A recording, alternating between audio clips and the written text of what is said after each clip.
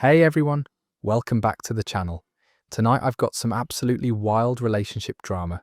Straight from Reddit is so unhinged that you might question if these are even legit. But before we dive into this chaos, grab a snack, get comfortable, and let's explore some relationship disasters that will probably make you feel a lot better about your own love life. Our first story comes from someone facing the ultimate relationship ultimatum, and honestly, the choice they're being forced to make is heartbreaking. My girlfriend hates my dog. I'm 28 and I've been with my girlfriend Sarah for about 8 months now. Everything between us has been pretty great, except for one major issue that's starting to tear us apart. I have a 3-year-old golden retriever named Max, who's basically been my best friend since I adopted him from the shelter. Max is the sweetest, most well-behaved dog you could ever meet. He's house-trained, doesn't chew furniture, barely barks, and he's amazing with kids and other animals. When Sarah first met Max, she seemed fine with him. She'd pet him occasionally, and even brought him treats a few times. I honestly thought we were all going to be one happy family. But over the past few months, Sarah's attitude toward Max has completely changed. She started complaining that he sheds too much, even though I vacuum regularly and brush him every day. Then she said he smells, so I started giving him baths twice a week and bought expensive air fresheners for my apartment. Nothing I do seems to make her happy when it comes to Max. The complaints keep escalating. Now she says Max takes up too much of my time and attention. She gets upset when I take him for walks or when he wants to sit on the couch with us during movies. She started making comments about how people who are obsessed with their pets are immature and using animals as substitutes for real relationships. Last week, things came to a head when Sarah told me she's been looking at apartments for us to move in together. She said she's found the perfect place, but they don't allow pets. When I told her that was a deal breaker because I wouldn't abandon Max, she lost it. She said I was choosing a dog over our relationship and that if I really loved her, I'd find Max a new home. She actually used the words, "It's either me or the dog." I couldn't believe she was giving me an ultimatum like that. I tried to explain that Max isn't just a pet to me, he's family. I've had him through some of the darkest times in my life, including when I lost my job last year and went through a really bad depression. Max was there for me every single day, never judging, never leaving my side. The idea of just giving him away because my girlfriend finds him inconvenient makes me feel sick. Sarah says I'm being ridiculous and that normal people don't prioritize animals over human relationships. She claims that her friends all think it's weird how attached I am to Max and that I need to grow up and make adult decisions. She's been giving me the silent treatment for 3 days now, and yesterday she texted saying, "I have until the end of the week to decide what matters more to me." I love Sarah, I really do. She's smart, funny, beautiful, and we have great chemistry together. But the thought of looking into Max's trusting eyes and then just abandoning him to a shelter or some stranger feels like the ultimate betrayal. He chose to love me unconditionally, and I promised him when I adopted him that I'd always take care of him. My friends are split on this. Some say relationships require compromise, and maybe I should consider rehoming Max if Sarah is the one I want to marry. Others say that anyone who would make me choose between them and my dog isn't someone worth keeping around. My sister pointed out that this probably isn't really about Max at all, but about control and seeing how much Sarah can get me to sacrifice for her. I keep going back and forth between feeling guilty for potentially losing a good relationship over a dog and feeling disgusted that someone who claims to love me would ask me to give up something so important to me. The deadline is tomorrow and I still don't know what to do. Part of me thinks maybe I should just end things with Sarah, because anyone who can't accept that Max is part of my life isn't the right person for me. But another part of me wonders if I'm being stubborn, and if real love means making sacrifices, even painful ones. That story's over. Honestly, this one breaks my heart because Max sounds like the perfect companion, and Sarah sounds like she's testing boundaries to see how much control she can have. When someone makes you choose between them and something you love that brings no harm to anyone, that's a massive red flag. The fact that she's been escalating complaints and now demanding he abandon a loyal friend who's been there through tough times shows exactly who she really is. Sometimes the trash takes itself out, and Sarah is basically holding up a giant sign that says she's not the one. Moving right into our next story, this one involves someone who's starting to feel like a personal ATM in their relationship. My boyfriend never pays for dates. I'm 26 and I've been dating Jake for about 5 months now. When we first started seeing each other, I was really excited because he seemed like such a catch. He's charming, good-looking, has a decent job at a marketing firm, and we have great conversations. But there's one thing that's been bothering me more and more as our relationship has progressed, and I'm starting to wonder if I'm being taken advantage of. Jake has never, not once, paid for a date, not even a coffee. When we went on our first official date to a nice restaurant, I offered to split the bill because I believe in being independent and not expecting men to always pay. Jake immediately accepted my offer without even a token protest. I thought maybe he was just being respectful of modern dating norms, so I didn't think much of it. But then it happened again on our second date, and our third, and every single date since then. I've paid for dinners, movies, concerts, mini-golf, coffee dates, drinks, even gas when we've taken road trips together. Jake never even reaches for his wallet anymore. He just sits there expectantly while I handle the check, like it's the most natural thing in the world. The weird part is, Jake definitely has money.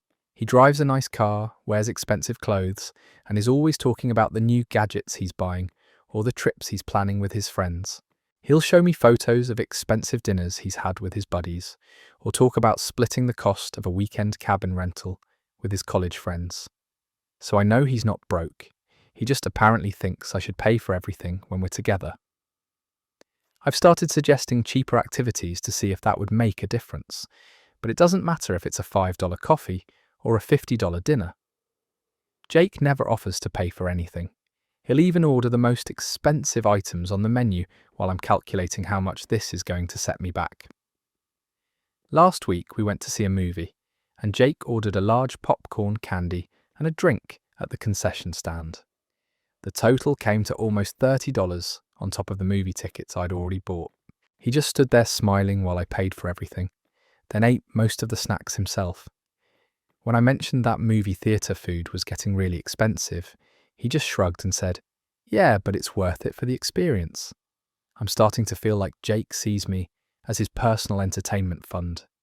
He's always suggesting activities and restaurants, getting excited about plans, but never once considers who's going to pay for any of it. It's like the concept of him spending money on our relationship has never even crossed his mind. I've hinted about it a few times, saying things like, "These dates are getting expensive," or "I need to budget better for going out so much." But Jake either doesn't pick up on the hints or chooses to ignore them.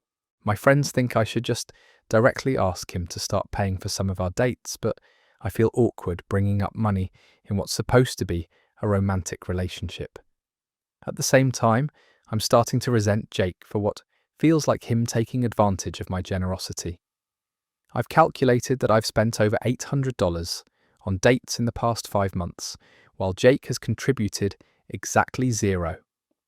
That money could have gone toward a vacation for myself or paying down my student loans. The thing that really bothers me is that Jake never seems grateful for the fact that I pay for everything. He doesn't thank me or acknowledge that I'm covering the costs. He just takes it for granted, like it's my job to fund our relationship.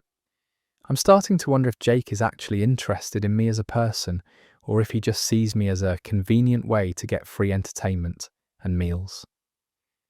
When I really think about it, would he even want to spend time with me if he had to pay his own way?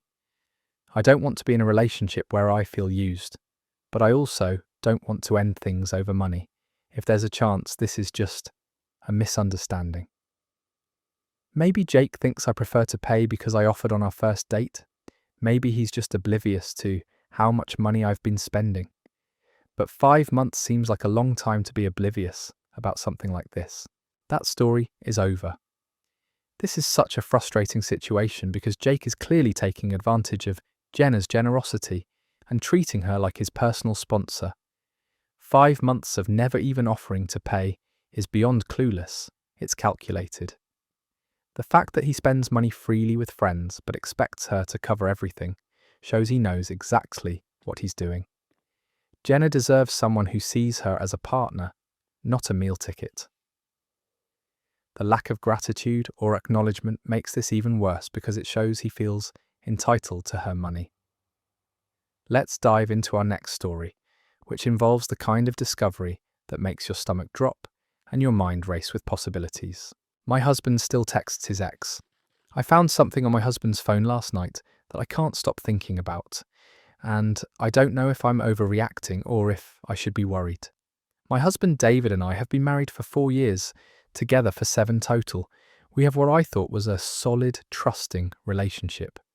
We don't go through each other's phones or anything like that, because we've never had reason not to trust each other. Last night, David was in the shower, and his phone was charging on his nightstand when it lit up with a text notification. I wasn't trying to snoop, but the message preview was visible on the lock screen, and I could see it was from someone named M with a heart emoji. The message said, "Thinking about you tonight, hope you're doing well."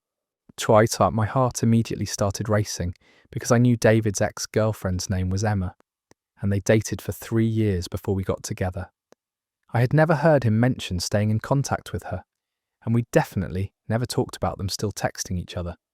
I tried to convince myself it was probably just a friendly message, maybe a birthday wish or something innocent, but something about the wording and the late timing made me feel uneasy. I couldn't concentrate on anything for the rest of the evening. I kept looking at David and wondering what their relationship was really like now, and why he'd never mentioned that they still talked. When David came out of the shower, I saw him check his phone and quickly type something back, but he didn't say anything to me about getting a message or who it was from. The next morning I couldn't stop myself from asking casual questions about his day and whether he'd heard from anyone interesting lately. David said no, just the usual work stuff and messages from his family. He didn't mention Emma at all, which made me feel even more suspicious about why he was hiding their communication from me. I've been going crazy all day trying to figure out what to do. Part of me wants to just ask him directly about the text, but I'm afraid he'll be angry that I saw his private message, even though it was completely accidental. Another part of me wants to see if I can figure out more about their relationship before I say anything, but that would require actually snooping through his phone, which feels like a violation of trust. The rational part of my brain knows that people can be friends with their exes, and that one text message doesn't necessarily mean anything is going on. But the emotional part of me is spiraling with thoughts about whether David still has feelings for Emma, and whether he's been lying to me about their relationship this whole time. I keep replaying the message in my head and analysing every word. Why was she thinking about him specifically last night? Why did she feel the need to reach out and tell him that? And why did David respond right away but not mention it to me? I've never been the jealous type, and I've always trusted David completely. But this whole situation is making me question everything. I don't know if I'm being paranoid or if my instincts are trying to tell me something important. The worst part is that I can't focus on anything else. I keep imagining scenarios where David has been having an emotional affair with Emma, or where he's been lying about his feelings for her, or where they've been planning to get back together. I know I'm probably overthinking this, but I also can't just pretend I never saw that message. I need to know what's really going on between them, but I don't know how to bring it up without sounding accusatory or crazy. David and I have always been able to talk about anything, but this feels different because it involves another woman and potential dishonesty. I'm scared that if I confront him about it, he'll either lie to me or get defensive and turn it around on me for looking at his phone. But I'm also scared that if I don't say anything, I'll drive myself insane wondering what's really happening behind my back. That story is over.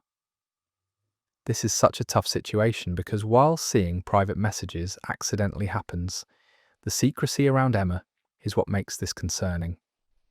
The fact that David responded immediately, but didn't mention it, combined with never discussing that he still talks to his ex, creates natural suspicion. Trust is built on transparency, and hiding ongoing contact with an ex while married isn't normal.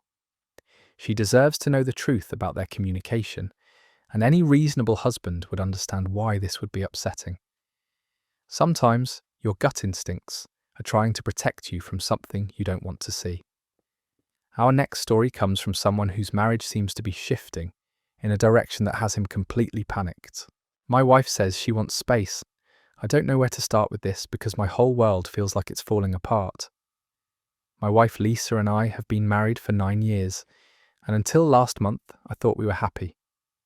We have 2 kids together, ages 6 and 4, and we've built what I believed was a good life.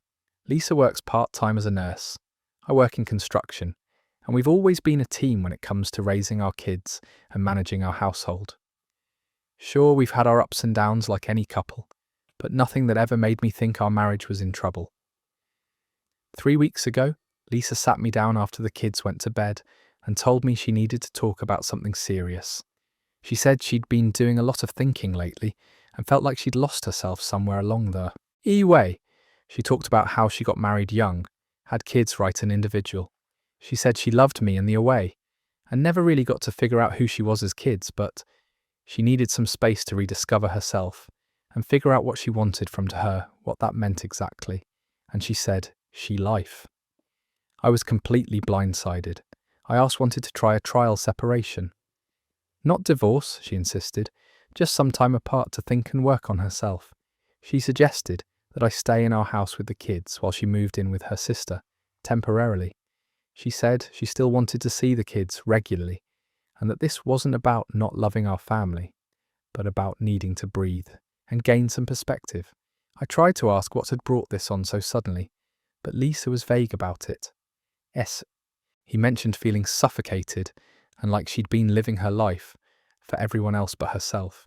She said she'd been unhappy for a while, but hadn't known how to express it without hurting me. She kept emphasizing that this wasn't necessarily permanent, and that space might actually help our marriage in the long run.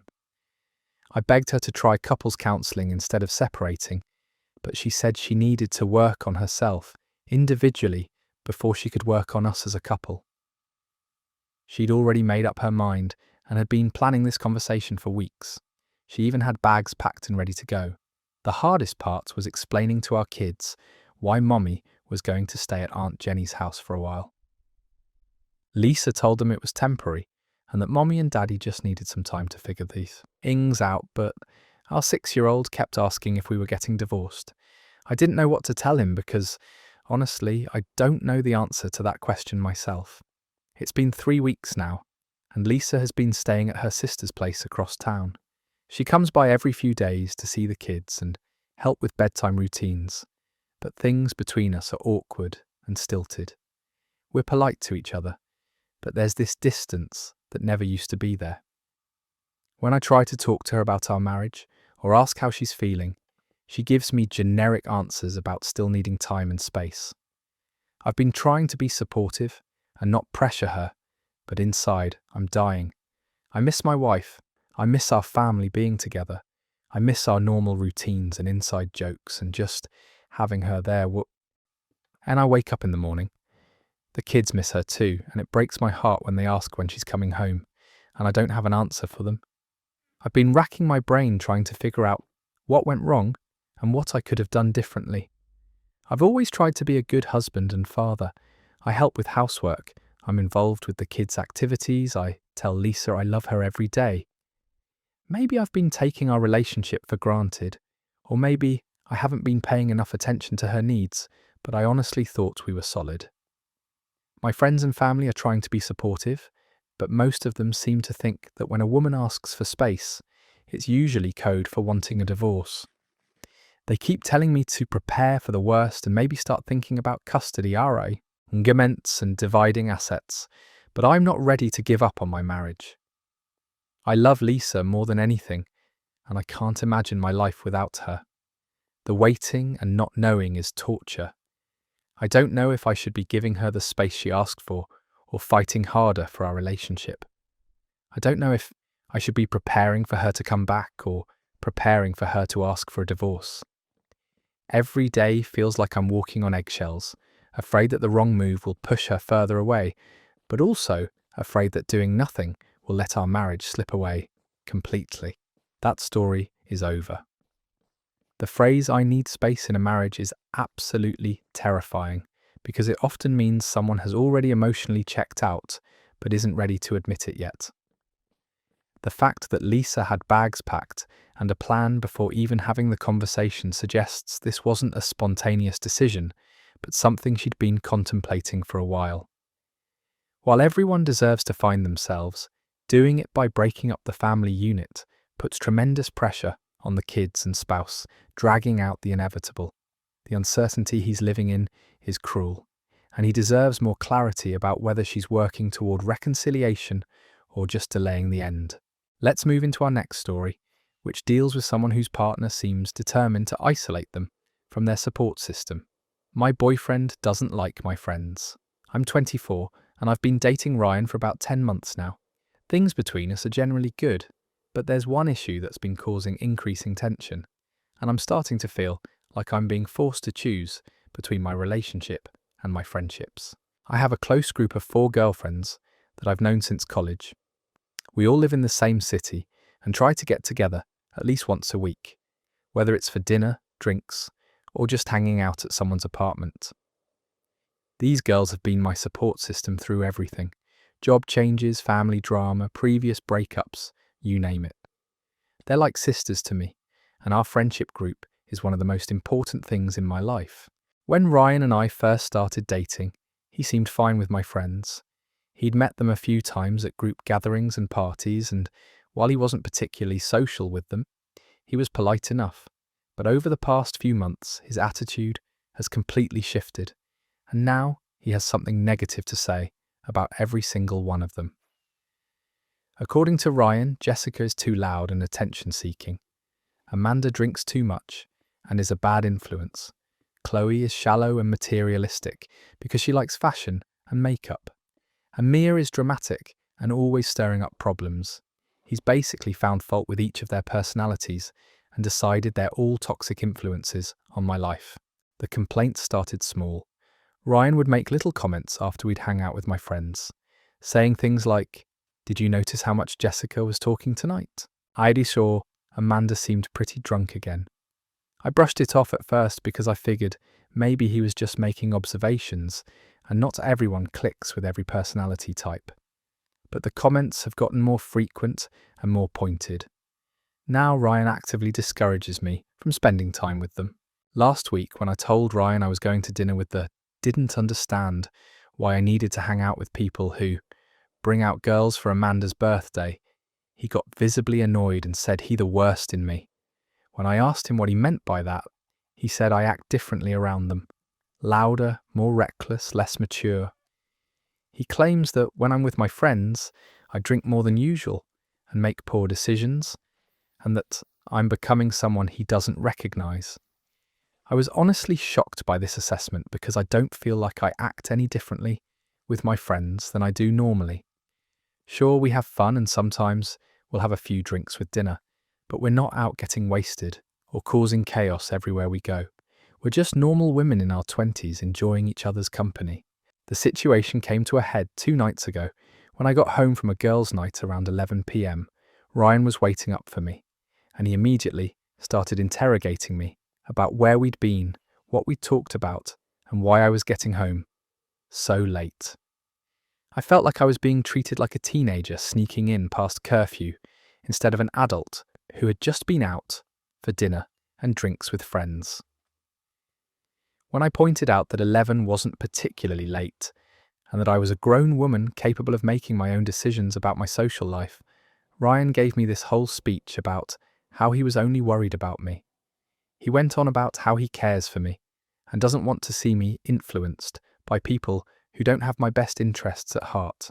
He claimed my friends were jealous of our relationship and were probably trying to sabotage it by encouraging me to go out without him and putting ideas in my head about independence and not needing a boyfriend. He even said, word for word, "They're turning you against me." It felt incredibly manipulative. I tried to explain that my friends have never said anything negative about Ryan. In fact, they're happy I'm in a relationship. But Ryan insisted that I was naive and couldn't see how toxic they really were. He told me that if I really loved him and wanted our relationship to work, I needed to start distancing myself from people who were bad influences.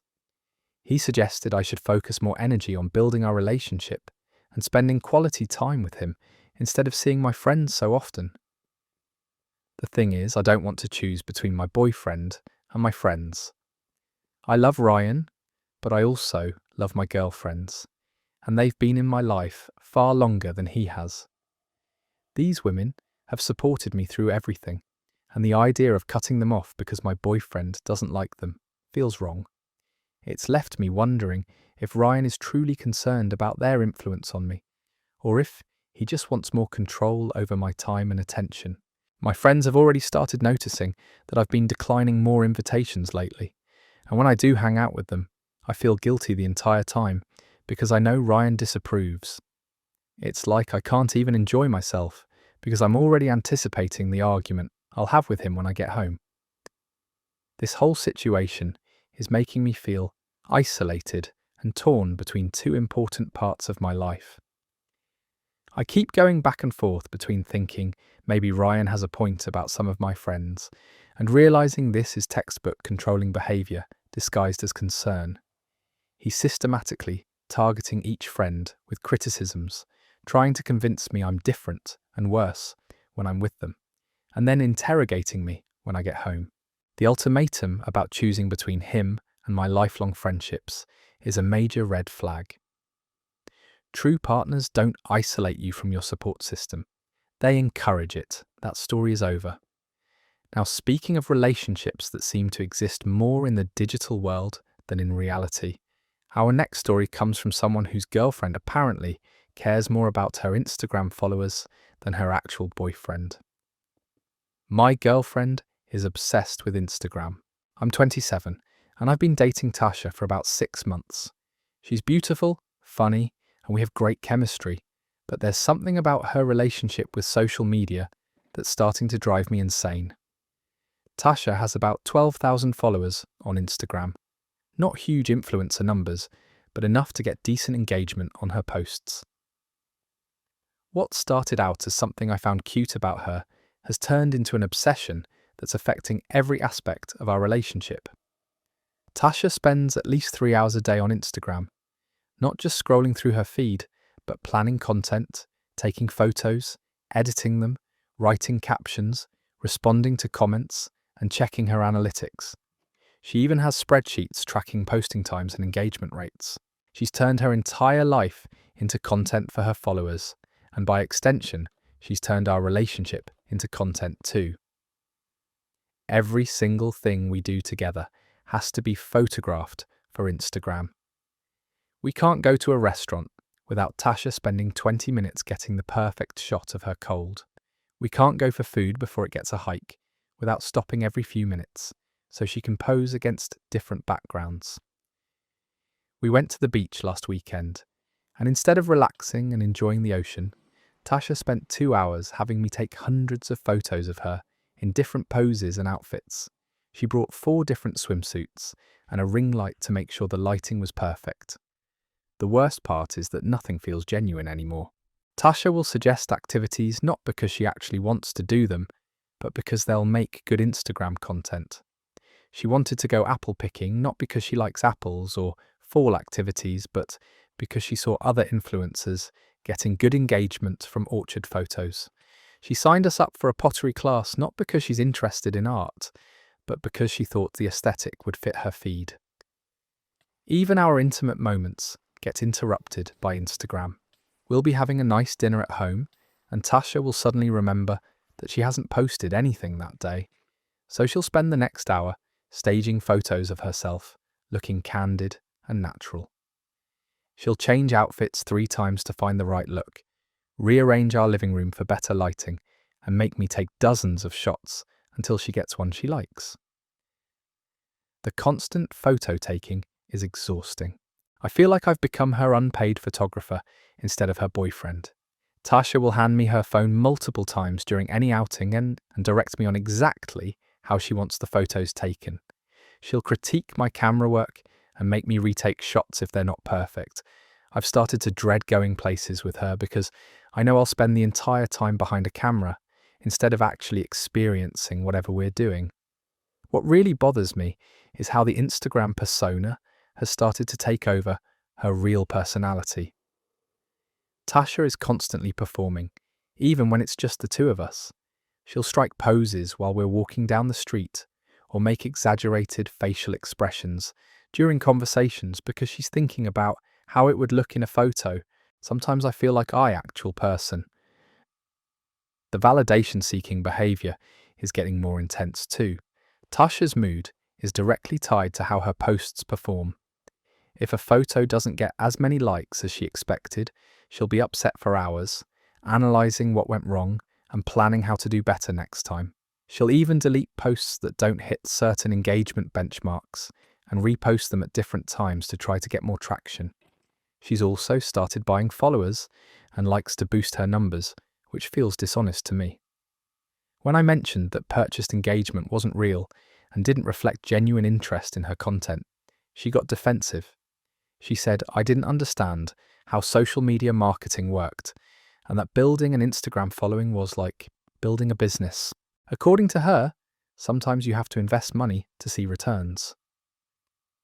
The breaking point came last week at my grandmother's 90th birthday party. It was a small, intimate family gathering with maybe 15 people, mostly elderly relatives. Instead of participating in conversations or helping with the celebration, Tasha spent the entire time taking selfies and photos of her outfit.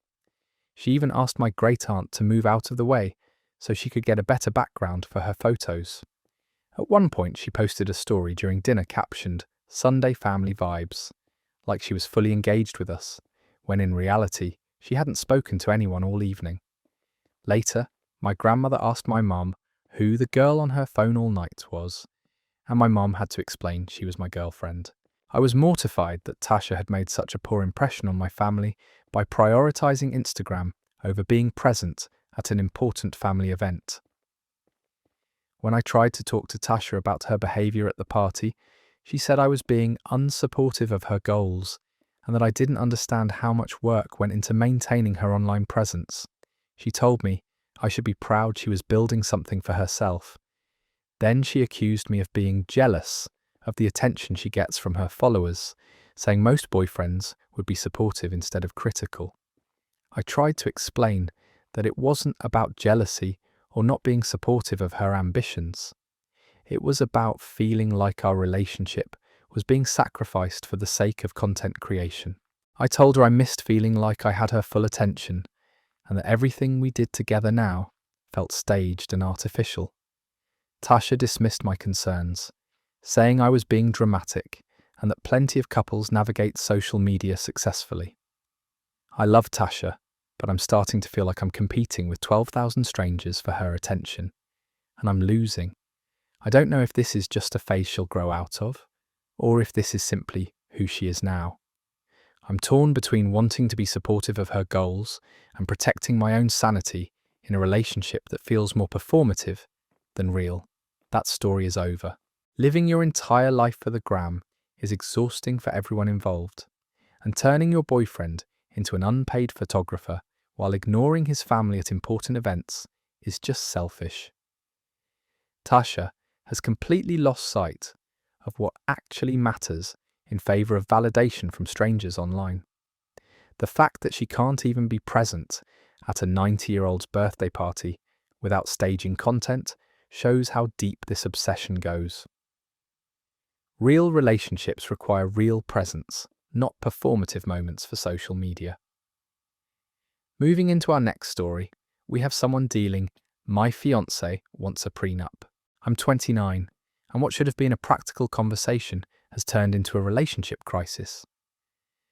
I proposed to my girlfriend Rachel 6 months ago after we'd been together for 3 years. She said yes, and we've been planning our wedding for next spring. Everything was going smoothly until last week when Rachel brought up the topic of a prenuptial agreement, and now I don't know what to think about our entire relationship. Rachel is a successful attorney at a corporate law firm, and she makes significantly more money than I do. I work as a high school teacher, which I love, but the salary isn't exactly impressive compared to her six-figure income. Rachel owns her own condo, has substantial savings, and has been contributing to retirement accounts since she was 22. I rent an apartment, still have some student loan debt, and am just starting to build up my savings now that I'm approaching 30. When Rachel first mentioned the prenup, she presented it as a practical, logical decision that would protect both of us in the unlikely event that our marriage didn't work out. She said it wasn't about not trusting me or expecting our marriage to fail, but about being responsible adults who plan for all possibilities. She compared it to having insurance. You hope you never need it, but you're glad you have it if something goes wrong. I was honestly shocked she even brought it up. In my mind, marriage is supposed to be about joining your lives completely, sharing everything, and committing to work through problems together. The idea of planning for divorce before we even get married feels like starting our marriage with one foot out the door. It makes me feel like Rachel doesn't have complete faith in our relationship or in my character as a person. When I expressed my concerns, Rachel tried to reassure me that the prenup wasn't a reflection of her feelings about me or our relationship. She explained that she'd seen too many divorces in her legal career that turned nasty when it came to dividing assets, and she wanted to avoid that possibility. She said having clear agreements in place ahead of time would actually protect our relationship by removing financial stress if we ever hit rough patches. But I can't help feeling insulted by the whole thing. It feels like Rachel is basically saying she doesn't trust me not to go after her money if we get divorced. I've never shown any interest in her wealth beyond being happy that she's successful at something she loves. I don't expect her to support me financially. I don't ask her to pay for things I can't afford. And I've never made her feel like I'm with her for her money. The prenup Rachel wants is pretty comprehensive. It would keep all of her premarital assets separate, including her condo and investment accounts. It would also specify that if we divorce, I wouldn't have any claim to her retirement savings or her law practice. Any increase in the value of her assets during our marriage would remain hers alone. Essentially, it would ensure that if we split up, I would leave the marriage with exactly what I brought into it, regardless of how long we were together or what I might have contributed to our household. What really stings is that Rachel makes it sound like I should be grateful for the prenup, because it protects me too. She says it ensures that my student loan debt remains my responsibility alone, and that she couldn't come after my teacher's pension if we divorced. But that feels like a joke, since my teacher's pension and minimal assets are hardly worth protecting compared to her substantial wealth. I've tried to talk to Rachel about maybe finding a middle ground, like a prenup that would protect her major assets, but still recognise that marriage is supposed to be a partnership where we build a life together. But she's pretty firm about wanting comprehensive protection. She says that if we're going to do a prenup at all, it should be thorough, and half measures don't make sense. My friends and family are divided on this. Some people think Rachel is being smart and practical, and that I should sign it if I love her, and have no intention of divorcing her anyway. They point out that prenups are becoming more common, especially when there's a significant income disparity. Others think Rachel's being cold and calculating, and that asking for a prenup shows she doesn't really trust me or believe in our marriage. My mum was particularly hurt when I told her about the prenup. She said it sounded like Rachel was treating our marriage like a business transaction instead of a love story. My dad, on the other hand, said that maybe Rachel has seen enough ugly divorces in her work that she's just trying to be cautious, and that it doesn't necessarily reflect her feelings about me. The whole situation has created this weird tension between us, where we're supposed to be planning our wedding and dreaming about our future together, but instead, we're discussing what happens when our marriage fails. Every conversation about the prenup makes me feel more insecure about our relationship. and more uncertain about whether Rachel really sees us as a team. Rachel has suggested that we each get our own lawyers to review the prenup terms, which would cost money I don't really have. She offered to pay for my attorney, but that makes me feel even worse, like she's buying my compliance with her plan. The whole thing has turned what should be an exciting time in our lives into something that feels adversarial and transactional. I keep going back and forth between thinking that maybe Rachel is right and I'm being overly emotional about something that's just practical planning, and feeling like if she really loved and trusted me, she wouldn't need legal protection from me. I don't know if I should sign the prenup to prove that I'm not after her money, or refuse to sign it to prove that I believe in our marriage. That story is over. This is such a painful situation because both perspectives make sense, but the emotional disconnect is real. Rachel's approaching this from a logical, legal standpoint, while Mark feels like she's planning their divorce before their wedding. The income disparity makes this extra complicated because it's hard not to feel like the lower earning partner is being treated as a potential threat. Prenups can be smart, but they definitely require both people to be on the same page about why they're necessary. Let's move into our next story, which involves someone who feels completely invisible in their own marriage. My husband works all the time. I'm 31 and I've been married to Kevin for 6 years. We have a 2-year-old daughter together, and on paper, our life looks pretty good. Kevin has a successful career in finance. We own a nice house in a good neighborhood, and we're financially stable, but I feel more alone in my marriage than I ever did when I was single, and I don't know how much longer I can take feeling invisible in my own home.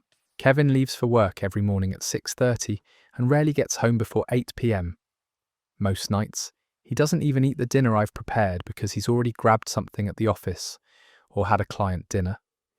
On weekends, he's either catching up on work from home or dealing with calls and emails that apparently can't wait until Monday. We haven't had a real conversation that lasted longer than 5 minutes in weeks. I understand that Kevin works hard to provide for our family, and I appreciate the financial security his job gives us.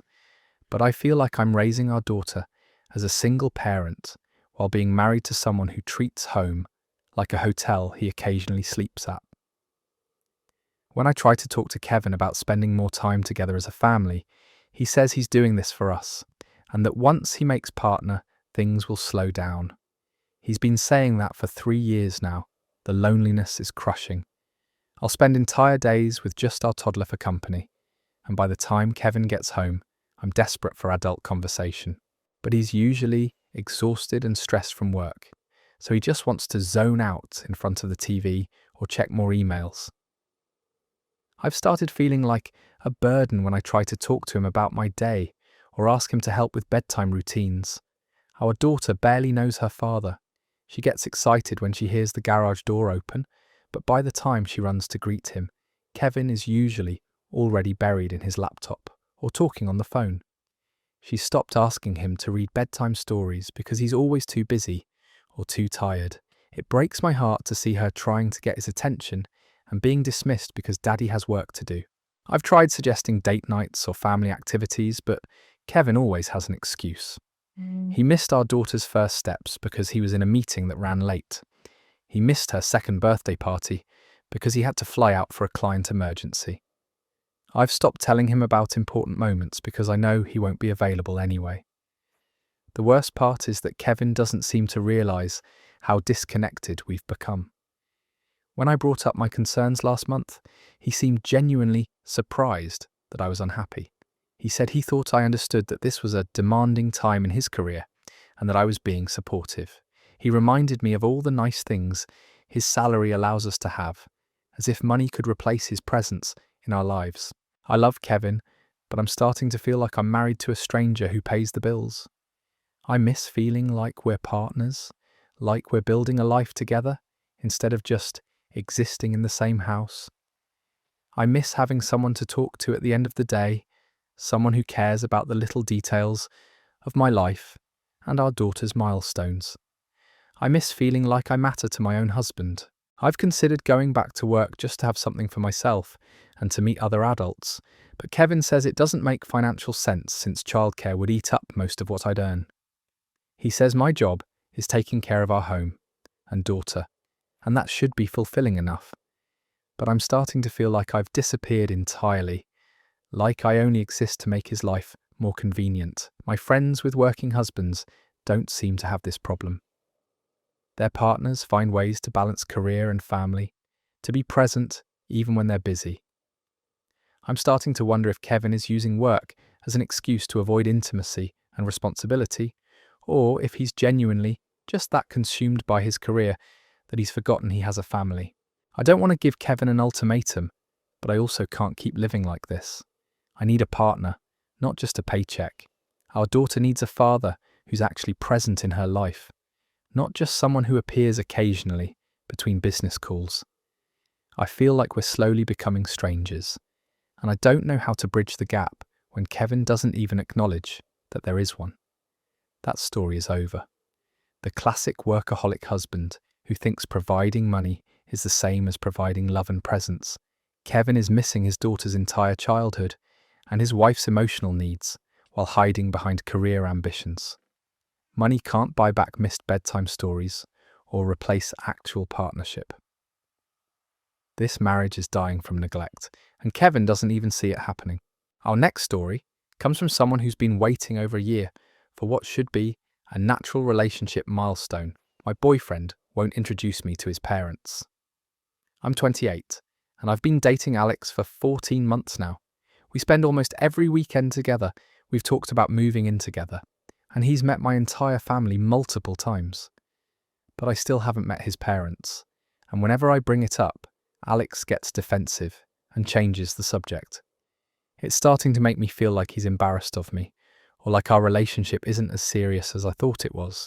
Alex talks about his parents fairly regularly, so it's not like they're estranged or anything.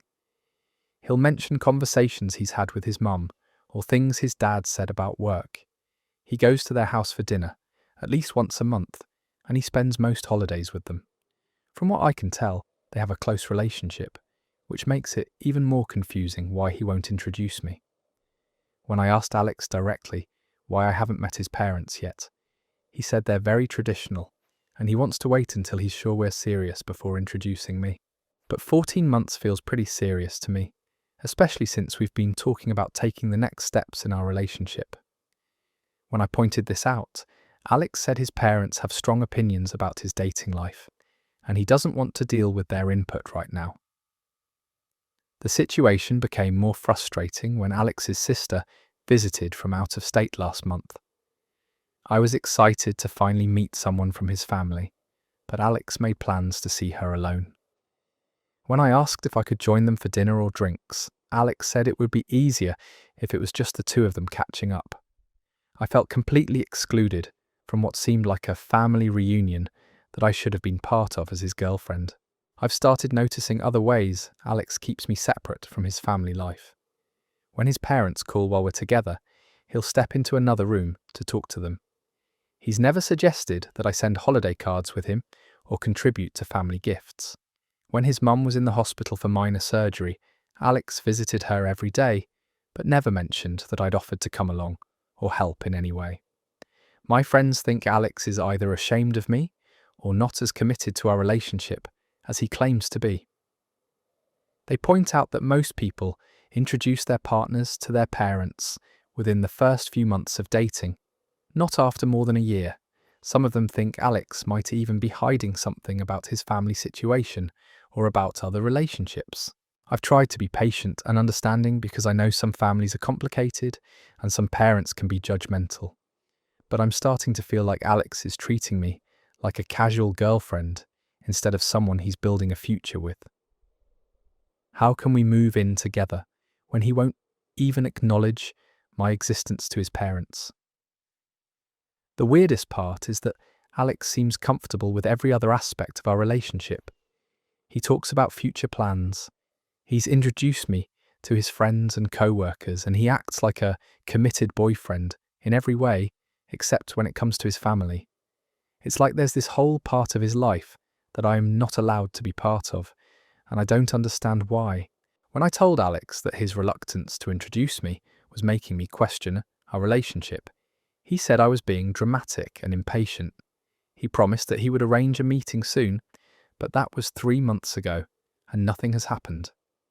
Every time I bring it up now, Alex says he's waiting for the right opportunity, or that his parents have been too busy. I'm starting to feel like Alex is stringing me along, or keeping me as a backup option, while he figures out what he really wants. If he was proud of our relationship and saw a future with me, wouldn't he want his parents to know about me? The longer this goes on, the more it feels like Alex is embarrassed by me, or like he's not ready to commit to anything serious despite what he says. That story is over. 14 months without meeting the parents is a massive red flag that screams commitment issues or hidden shame. Either Alex is embarrassed of her, not over an ex, or still keeping his options open with someone else. His family would approve of more. No one who's truly serious about their partner keeps them secret from family for over a year. She's basically his placeholder girlfriend at this point. Let's move into our next story, which deals with someone whose living situation has become an uncomfortable daily reminder of their partner's past. My girlfriend still has photos of her ex. I moved in with my girlfriend Sarah 3 months ago, and while I love living together, there's something in her apartment that makes me uncomfortable every single day. Sarah has framed photos of herself with her ex-boyfriend displayed throughout the apartment, and she refuses to take them down, even though we're now sharing the space. I'm not talking about group photos where her ex happens to be in the background, or casual pictures mixed in with other memories. These are romantic couple photos, prominently displayed on bookshelves, the mantel, and even on her bedside table. There's a particularly intimate photo of them kissing at sunset that sits right in our living room where I see it every time I watch TV. When I first moved in, I assumed Sarah would naturally put these photos away since we were now living together as a couple. I figured she just hadn't thought about how awkward it would be for me to see romantic pictures of her with another man in our shared home. But when I gently brought it up, Sarah said those photos represented important memories from her life, and she didn't want to erase them just because we were living together. I tried to explain that I wasn't asking her to throw the photos away or pretend her past relationships never happened. I just thought it would be more appropriate to store them somewhere private instead of displaying them like decorations in our home. Sarah said I was being insecure and controlling, and that mature adults should be comfortable with their partner's dating history. The situation has created this weird tension where I feel like I'm competing with her ex for space in my own home. I wake up every morning and see a photo of Sarah cuddling with another man on her nightstand. I eat breakfast looking at pictures of her romantic vacation with her ex on the kitchen counter. It's impossible to feel settled or comfortable when I'm constantly being reminded of her previous relationship. What makes it even more awkward is that Sarah and her ex dated for 4 years and only broke up 8 months before she and I got together. The photos show them looking very happy and in love, which makes me wonder if Sarah is keeping them displayed because she's not over the relationship.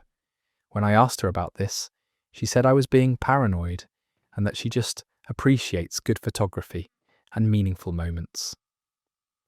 I've tried to compromise by suggesting we create new photos together to replace some of the ones with her ex, but Sarah says that's missing the point. She claims that asking her to take down the photos is asking her to deny part of her history, and that I should work on my own insecurity instead of trying to control her decorating choices. My friends think Sarah is being completely unreasonable, and that most people would naturally put away romantic photos with exes when starting a new, serious relationship. They say it's basic respect for your current partner's feelings.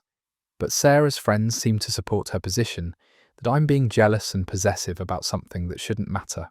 The whole situation is making me question whether Sarah is really ready for a committed relationship with me, or if she's still emotionally attached to her ex.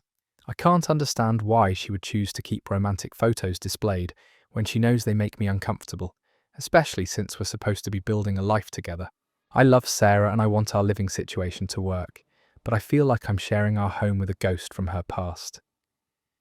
Every room has reminders of her previous relationship, and it's making it impossible for me to feel like this space belongs to both of us. I don't know if I should keep pushing the issue, or if I should just accept that Sarah values her photo displays more than my comfort in our shared home. That story is over. Having romantic photos of your ex displayed in the home you share with your new partner is completely inappropriate and honestly cruel. Sarah is either deliberately trying to make him feel insecure, or she's genuinely not over her ex and keeping the photos as shrine to what she lost. No mature adult keeps couple photos with their ex on the nightstand when they're living with someone new. Our next story comes from someone whose marriage has become a daily battlefield of criticism and nitpicking. My wife criticizes everything I do. I'm 35 and I've been married to Jennifer for 8 years.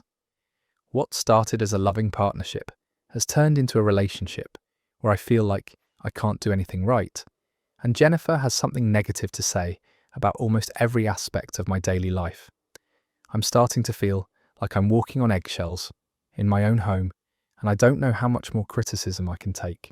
Jennifer finds fault with everything from how I load the dishwasher to how I breathe when I'm sleeping. If I put the plates facing the wrong direction, she'll sigh dramatically and redo the entire load while explaining the correct way to organize dishes. If I fold laundry, she'll refold everything because my method doesn't meet her standards. If I cook dinner, she'll hover over me, giving instructions and pointing out everything I'm doing wrong. The criticism extends to things that should be completely subjective, like how I dress or how I style my hair. Jennifer will look at my outfit choices and suggest that I change, because what I've chosen doesn't look good or isn't appropriate for wherever we're going. She's bought me clothes that she thinks I should wear instead, and gets annoyed when I don't choose the outfits she's picked out for me. Even my hobbies and interests aren't safe from Jennifer's judgment. I play guitar as a way to relax, but Jennifer complains that I practice too much, too little, or at the wrong times. When I watch sports on weekends, she makes comments about how I'm wasting time that could be spent on more productive activities. If I want to meet up with friends, Jennifer will find reasons why it's inconvenient, or why I should be focusing on household projects instead. The constant negativity has started affecting my self-confidence and my mental health. I second-guess every decision I make, because I know Jennifer will have something critical to say about it. I've stopped suggesting activities or making plans, because I've learned that Jennifer will find problems with whatever I propose. It's easier to just let her make all the decisions than to deal with the criticism that comes with having my own opinions. What's particularly frustrating is that Jennifer doesn't seem to realize how harsh and constant her criticism has become. When I tried to talk to her about how her negativity was affecting our relationship, she said she was just trying to be helpful and that I was being too sensitive. She claims that she's giving me constructive feedback to help me improve, but it doesn't feel constructive when literally everything I do is wrong. Jennifer has started criticizing me in front of other people, which is embarrassing and humiliating. At dinner with friends last week, she corrected the way I was telling a story and then explained to everyone the right way to tell it. When we were at my parents' house, she pointed out that I was sitting incorrectly and adjusted my posture in front of my family. I felt like a child being scolded by a parent instead of an adult being treated with respect by his wife. I've tried changing my behaviour to match Jennifer's preferences, but it seems like no matter what I do, she finds new things to criticise. If I improve in one area, she'll shift her focus to something else that needs correction. It feels like I'm trying to hit a moving target, and the criticism never actually stops no matter how much I adjust my behaviour. The worst part is that Jennifer seems to genuinely believe that her way is the only right way to do things, and that I should be grateful for her guidance. She acts like she's doing me a favour by pointing out my flaws and helping me become a better person, but I don't feel like I'm becoming better. I feel like I'm disappearing under the weight of constant disapproval. I love Jennifer, but I'm starting to feel like she doesn't actually like who I am as a person. If everything about me needs to be corrected or improved, maybe we're just not compatible anymore. I miss feeling accepted and appreciated by my partner, instead of feeling like a project that needs constant work. I don't know if this is something that can be fixed with counselling, or if Jennifer's critical nature is just part of who she is. All I know is that I can't keep living in a marriage where nothing I do is ever good enough, and where I feel like I have to justify every choice I make to someone who's determined to find fault with everything. That story is over. Jennifer has turned marriage into a masterclass in psychological warfare where her husband can never win. This level of constant criticism is emotional abuse disguised as helpfulness, and she's systematically destroying his self-worth while claiming it's for his own good. No one should have to live like they're failing a test every single day in their own home. Moving into our next story, we have someone whose relationship is stuck because they fundamentally disagree about one of life's biggest decisions. My boyfriend doesn't believe in marriage. I'm 30 and I've been with David for almost 4 years. We live together, share finances, and have built what feels like a married life together in every way except one. David is completely opposed to the idea of marriage, and I'm starting to realize that this might be a deal breaker for our otherwise perfect relationship. David's position is that marriage is an outdated institution that was created for property transfer and religious control, and that it has no place in modern relationships. He says that choosing to be with someone every day is more meaningful than signing a legal contract, and that real love doesn't need government validation. He believes that marriage creates artificial pressure, and that couples stay together longer and are happier when they're choosing each other freely instead of being bound by legal obligations. I understand his philosophical objections to marriage, and part of me even agrees with some of his points. But I've always pictured myself getting married someday, and it's important to me for reasons that go beyond just tradition. I want the legal protections that marriage provides, like being able to make medical decisions for each other and having automatic inheritance rights. I want to publicly declare our commitment in front of our families and friends. And honestly, I want to feel like David is committed enough to our relationship to make it official. When I've tried to explain why marriage matters to me, David says I'm being influenced by societal expectations and fairy tale fantasies about weddings. He claims that needing a marriage certificate to feel secure in our relationship shows that I don't trust what we have together. He points out that we already act like a married couple and that a wedding wouldn't change anything about our day-to-day life. The issue has become more pressing lately because several of our friends have gotten engaged, and attending their weddings makes me feel sad about what I'm missing. I find myself getting emotional during ceremonies, not just because I'm happy for our friends, but because I'm mourning the fact that David and I will never have that moment together. When I mentioned this to David, he said I was being overly sentimental about something that's basically an expensive party. I've suggested compromises, like having a commitment ceremony without the legal marriage, but David isn't interested in any kind of formal celebration of our relationship. He says that what we have is already perfect, and that trying to formalize it would actually diminish its meaning. He's convinced that I'll eventually realize that marriage is unnecessary once I let go of childhood fantasies about white dresses and fairy tale endings. The problem is that I don't think my feelings about marriage are just childhood fantasies. I genuinely want the security and recognition that comes with being married, and I want to feel like my partner is willing to make that commitment to me. When David refuses to even consider marriage, it makes me feel like he's keeping one foot out the door, like he wants to maintain the option to leave more easily. My family has started asking when David and I are going to get engaged, especially since we've been together for so long and live like a married couple. It's embarrassing to have to explain that David doesn't believe in marriage while trying to make it sound like that's perfectly reasonable. I can see the concern in my parents' eyes when they realize that David might never commit to me in the way they expected. I love David deeply, And our relationship is strong in so many ways. We communicate well, we support each other's goals, and we've built a wonderful life together. But I'm starting to feel like we want fundamentally different things for our future. And I don't know if love is enough to bridge that gap. I can't force David to want marriage, but I also can't force myself to stop wanting it. I'm torn between accepting that this is who David is and leaving to find someone who shares my vision of commitment. The thought of ending an otherwise great relationship over marriage feels crazy, but the thought of never getting married also feels like giving up something essential to my happiness. I don't know how to resolve this conflict when we both feel strongly about our positions and neither of us wants to compromise our core beliefs. That story is over. 4 years of playing house while David keeps marriage off the table because he's convinced it's meaningless. Sounds like someone who wants all the benefits of commitment without actually committing.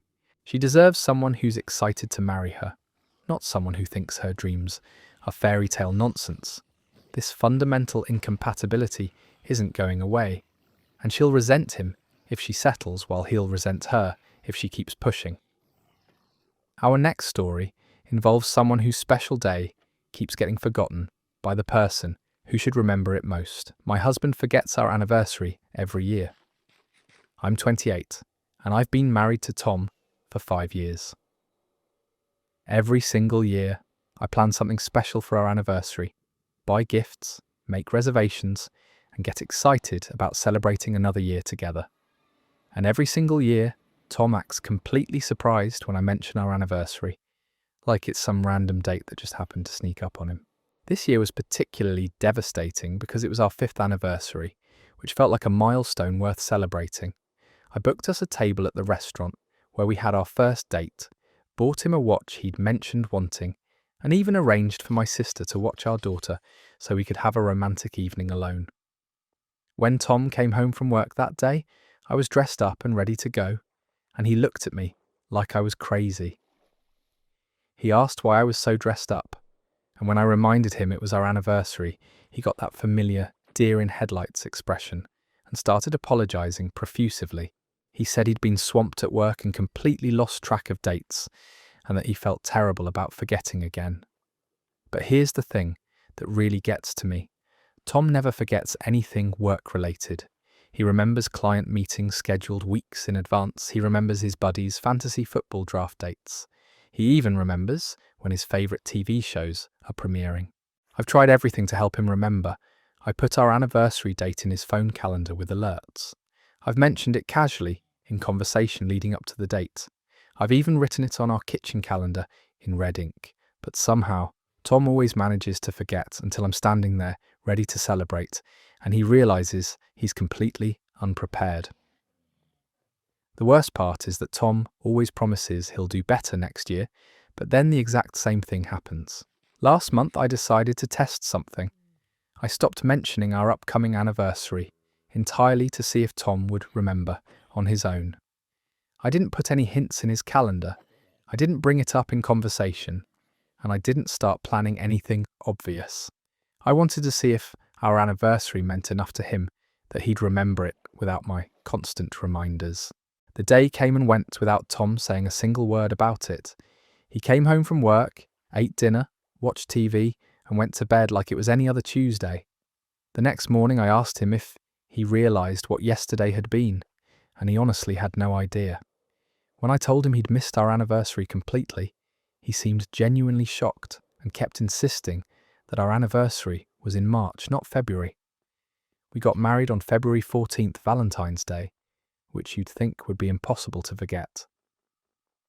Tom's response was to say that anniversaries aren't that important anyway, and that showing love every day matters more than celebrating arbitrary dates.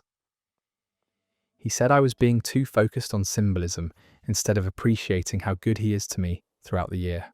But that's exactly the problem. I don't feel like Tom is particularly good to me throughout the year. I'm the one who plans all our dates, remembers all the important occasions, and puts effort into keeping romance alive in our marriage. When I told my friends about Tom forgetting our anniversary again, they were shocked. Most of their husbands at least try to acknowledge their anniversaries, even if they need reminders or don't plan elaborate celebrations. Some of my friends' husbands actually take the initiative to plan anniversary surprises or make reservations without being asked. The idea of a husband completely forgetting such an important date year after year seems unthinkable to them. My mum suggested that maybe Tom shows love in different ways and that I shouldn't put so much importance on one specific date. But I don't think wanting your husband to remember your wedding anniversary is asking too much. It's not like I'm demanding expensive gifts or elaborate vacations. I just want him to acknowledge that this date has special meaning and show that our marriage is important enough for him to remember when we got married. The thing that hurts most is feeling like I'm the only one invested in celebrating our relationship. I'm always the one planning special occasions, suggesting date nights, and trying to create romantic moments. Tom seems perfectly content to let me handle all the emotional labour of maintaining our marriage while he coasts along, forgetting important dates and then apologising after the fact. I've started to wonder if Tom's forgetfulness is actually a sign that our marriage isn't as important to him as it is to me. How can you forget the day you promised to spend your life with someone? How can you not feel excited about celebrating another year together? I'm beginning to think that Tom sees our marriage as something that just exists in the background of his life, not something that deserves special attention or celebration. Last week, I told Tom that I wasn't going to plan our next anniversary at all. I said that if it mattered to him, he could take responsibility for remembering and planning something himself. Tom said that was fine and that he'd definitely remember next year. But based on the past 5 years, I have serious doubts about whether he'll follow through on that promise. I love Tom, but I'm tired of feeling like I'm the only one who cares about the milestones in our relationship.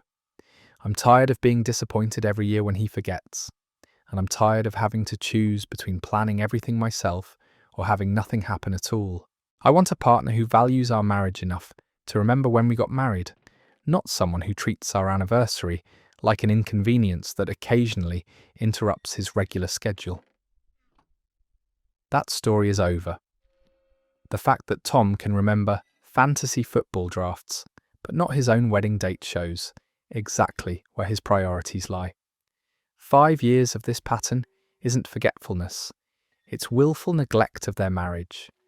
She deserves someone who gets excited about celebrating their love, not someone who treats their anniversary like an annoying obligation. The audacity of saying anniversaries don't matter while putting zero effort into the relationship is just breathtaking. Moving right into our next story, this one involves someone whose partner seems to have a very flexible relationship with commitment. My girlfriend keeps cancelling plans. I'm 32 and I've been dating Sophia for about 7 months now. When we first started seeing each other, I was really impressed by how social and busy she seemed. She had an active lifestyle, lots of friends, and always seemed to have interesting things going on.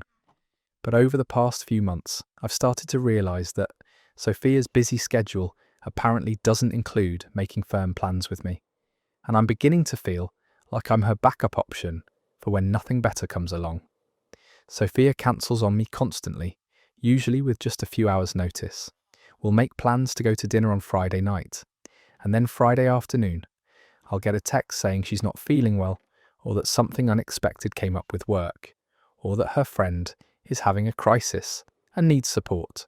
The excuses always sound reasonable in isolation, but when it happens 3 times in 2 weeks, it starts to feel like a pattern.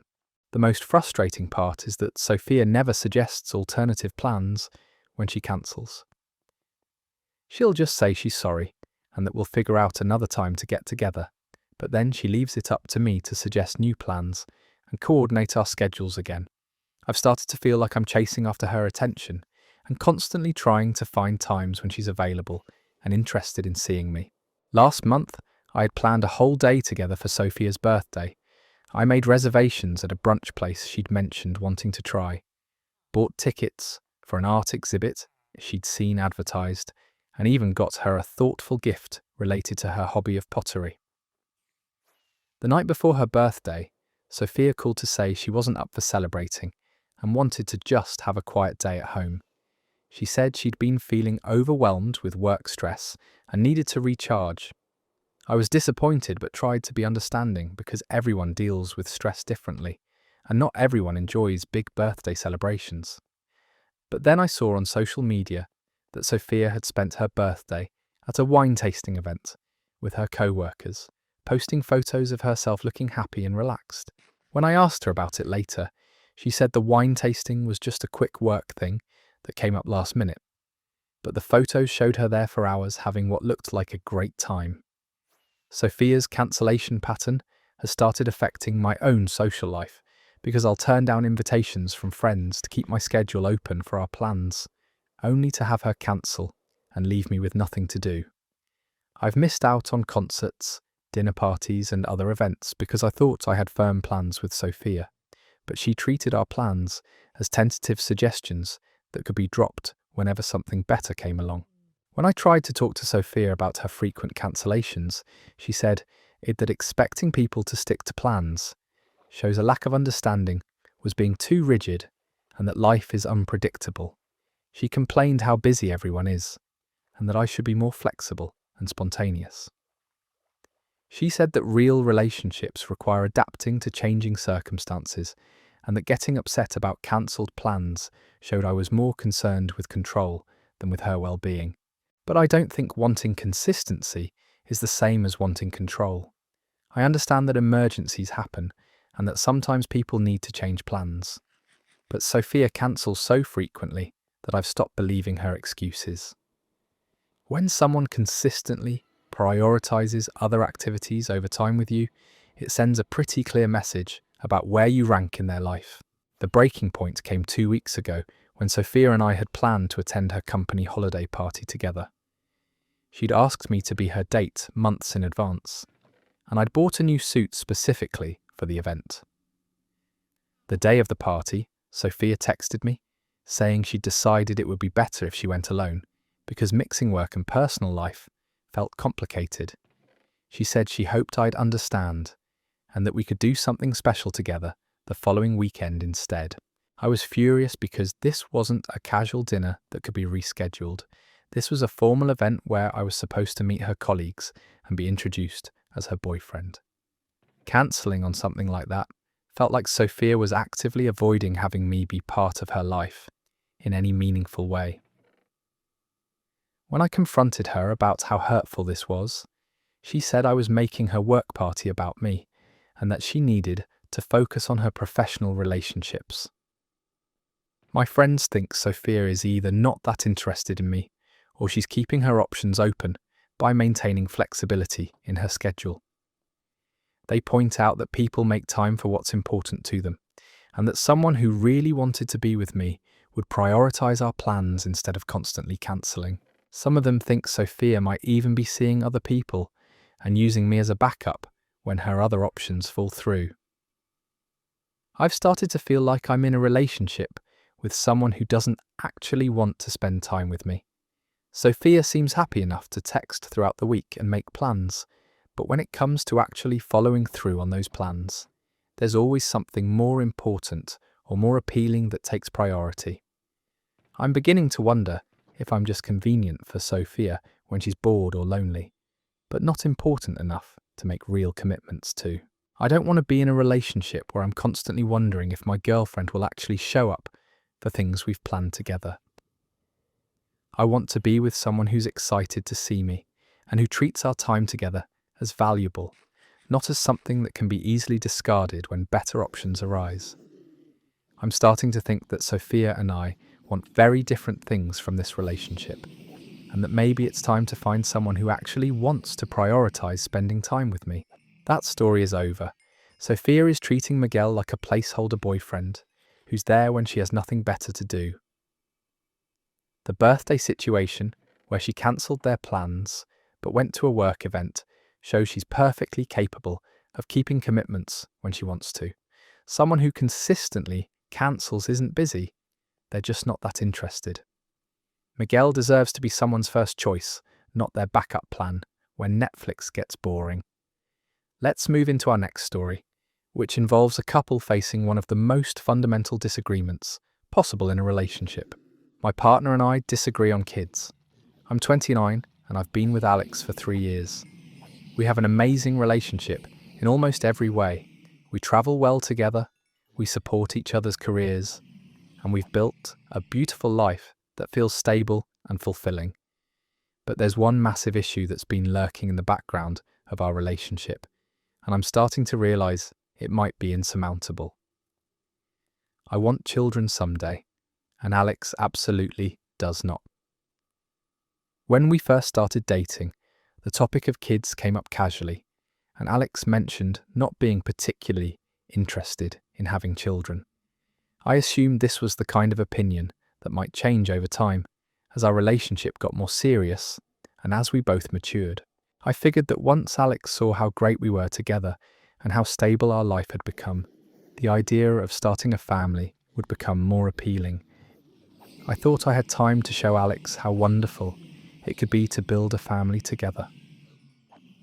But as our relationship has progressed, Alex has become more adamant about not wanting children, not less. Alex talks about kids like they're a burden that would destroy our freedom and happiness. Alex says that having children would ruin our ability to travel spontaneously, pursue our hobbies, and focus on our careers. Alex sees parenthood as giving up everything good about adult life in exchange for years of stress, sleep deprivation, and financial strain. I've tried to address Alex's concerns by talking about how we could maintain our identity and interests, even with children. But Alex isn't interested in hearing about compromises or solutions. Alex has made it clear that this isn't about logistics or timing. It's about fundamentally not wanting to be a parent. Alex doesn't want the responsibility, doesn't enjoy being around children, and can't imagine finding fulfillment in raising kids. The issue has become more pressing lately because several of our friends have started having babies, and being around these new families highlights our fundamental disagreement. When I hold our friends' babies or watch them interact with their children, I feel this overwhelming sense of longing and excitement about the possibility of having that experience myself.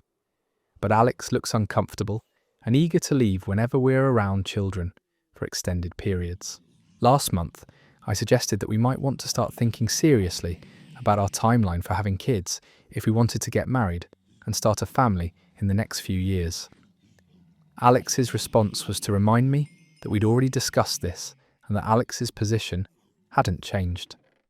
Alex said that if having children was important to me, I should find someone else who shared that goal, because it wasn't something Alex would ever want. So I was hurt by how casually Alex suggested I should leave if I wanted kids, like our 3-year relationship was something that could be easily discarded if we didn't agree on everything.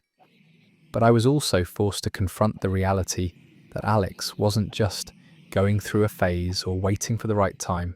This was a permanent, non-negotiable position that wasn't going to change, no matter how long we stayed together. I've tried to imagine what my life would look like if I stayed with Alex and gave up my dreams of having children. I love Alex deeply, and our relationship brings me joy and fulfillment in so many ways. I can picture us growing old together, traveling the world and building a life focused on our careers and interests. But I can also picture myself at 50, wondering what it would have been like to have children and feeling like I missed out on one of life's most meaningful experiences. On the other hand, I've tried to imagine what my life would look like if I left Alex to find someone who wanted children. The thought of ending such a good relationship over something hypothetical feels crazy, especially when there's no guarantee I'd find someone else I connect with as deeply. I could spend years looking for a partner who wants kids and never find someone I love as much as I love Alex. My friends are divided on what I should do. Some say that wanting children is such a fundamental part of who I am that I'd regret staying with someone who couldn't give me that experience. They point out that resentment would probably build over time if I gave up something so important for a relationship. Others say that good partnerships are rare and that I shouldn't throw away something beautiful and stable for the possibility of something I'm not even sure I'd be good at. My therapist has been helping me explore why having children is important to me, and whether there are other ways I could fulfill that need for nurturing and family connection. But the more I think about it, the more certain I become that I do want to experience pregnancy, childbirth, and raising children with someone I love. It's not just about wanting to nurture or care for someone, it's specifically about wanting to create a family and pass on values and traditions to the next generation. Alex has suggested that we could be the fun aunt and uncle to our friends' children, or that we could volunteer with youth organisations if I wanted to be around kids. But these suggestions feel like consolation prizes compared to the experience of raising my own children. I appreciate that Alex is trying to find compromises, but I don't think there's a middle ground when it comes to having children. You either have them or you don't. I'm running out of time to make this decision because I'm approaching 30 and I don't want to spend another few years in a relationship that might not give me what I ultimately want. If I'm going to leave Alex and look for someone who wants children, I should probably do it sooner rather than later. But the thought of ending our relationship when everything else is so good feels like throwing away something precious for something uncertain. I love Alex, but I'm starting to realize that love might not be enough when two people want completely different futures. I don't know how to choose between the person I love and the life I've always imagined for myself. Every day I don't make a decision feels like I'm getting closer to a future where I'll have to live with regret no matter what I choose. That story is over. This is one of those heartbreaking situations where there's no compromise and both people's feelings are completely valid. Alex isn't wrong for not wanting kids, and Hannah isn't wrong for wanting them, but they're fundamentally incompatible. Staying together would mean one of them sacrificing something essential to their vision of happiness. Sometimes love isn't enough when you want completely different lives, and dragging this out will only make the inevitable decision more painful.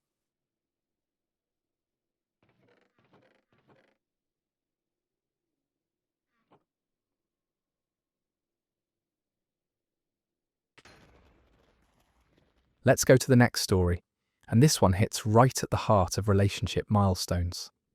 My girlfriend doesn't want to move in together. We've been dating for 3 years now, and I'm 28, she's 26. I love her more than anything, and I thought we were on the same page about our future together. We talk about marriage, kids, all the serious stuff, and it always feels natural and right. About 6 months ago, I brought up the idea of moving in together. My lease was ending and hers was too, so it seemed like perfect timing. I was excited about the possibility of waking up next to her every day, sharing meals, building a life together in the same space. I thought she'd be just as enthusiastic as I was. Instead, she got this weird look on her face and said she needed to think about it. That was fine. I didn't want to pressure her, but weeks went by and she kept avoiding the conversation. Finally, I sat her down and asked her directly what she was thinking. She told me that while she loves me and sees a future with us, she's not ready to live together yet. She said she wants to maintain her independence for a few more years, and that moving in together feels like too big a step right now. She emphasized that it wasn't about not loving me enough, but about not being ready to give up her own space. I tried to understand her perspective, but honestly, it stung. We've been together for 3 years. We spend most nights at each other's places anyway. We've met each other's families, we've travelled together, we've talked about marriage.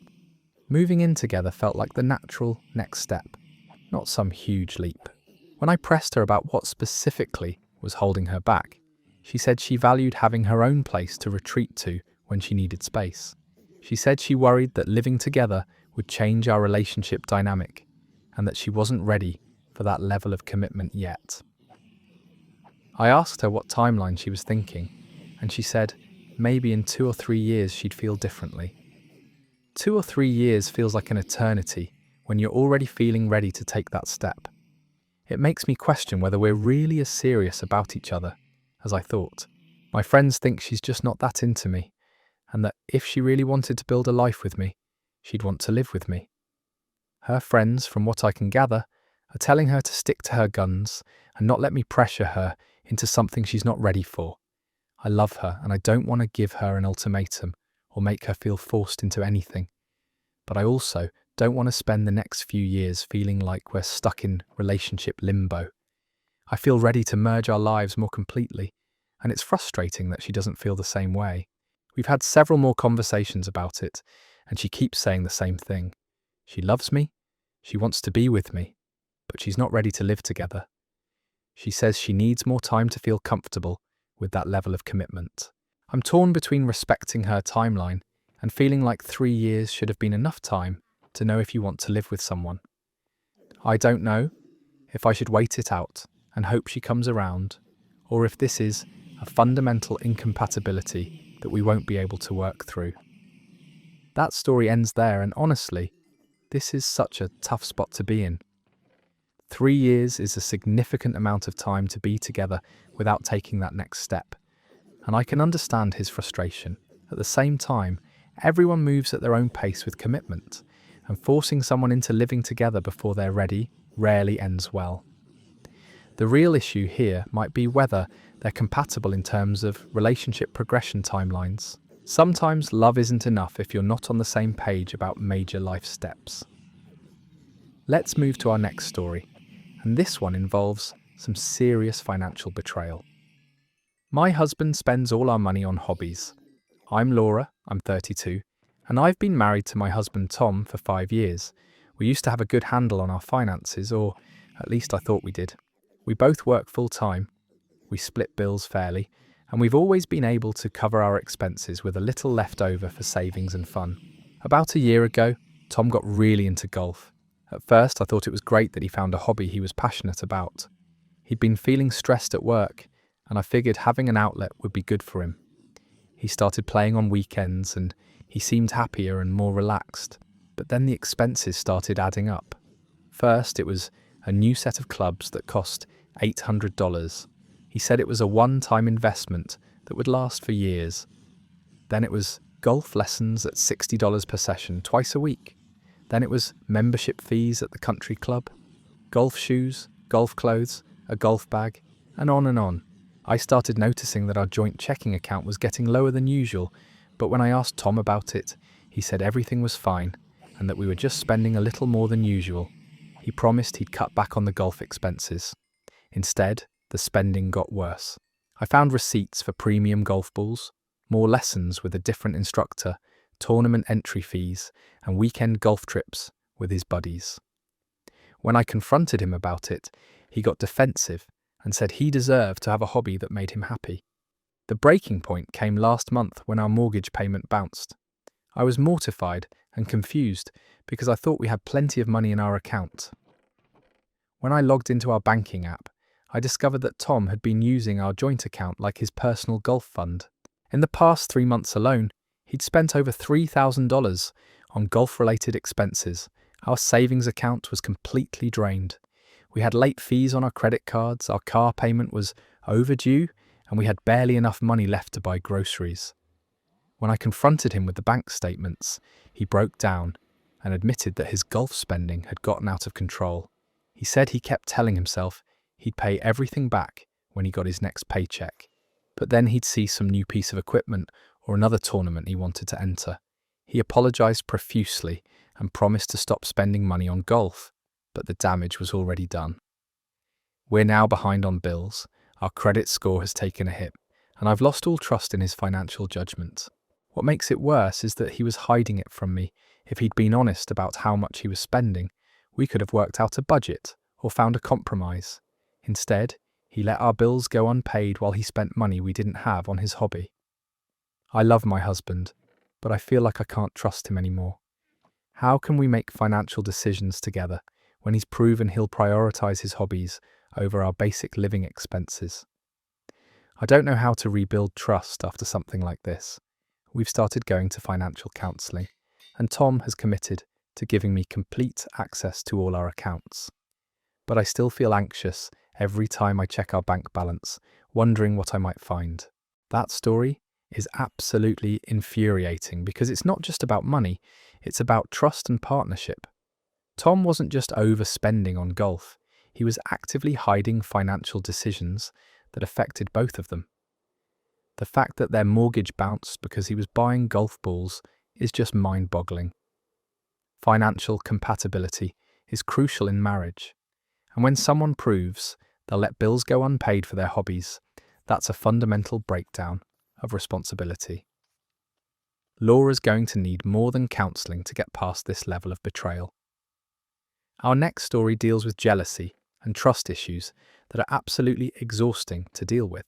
My boyfriend gets jealous of my guy friends. I'm not sure how to handle this situation anymore, and I'm starting to feel trapped in my own relationship. My boyfriend and I have been together for about 2 years, and this jealousy issue has been getting progressively worse over time. I've always had a mixed group of friends, both guys and girls. Some of these friendships go back to high school or college, and they're really important to me. These aren't random guys I just met. These are people who have been in my life for years, some of them since before I even knew my boyfriend existed. At first, my boyfriend seemed fine with my friendships. He'd met most of my friends and seemed to get along with everyone reasonably well. But about 6 months into our relationship, he started making comments about how much time I spent with my male friends. It started small. He'd ask why I needed to hang out with Jake so much, or he'd make jokes about how Marcus was probably interested in me. I brushed it off because I figured he was just adjusting to being in a serious relationship and learning to trust me.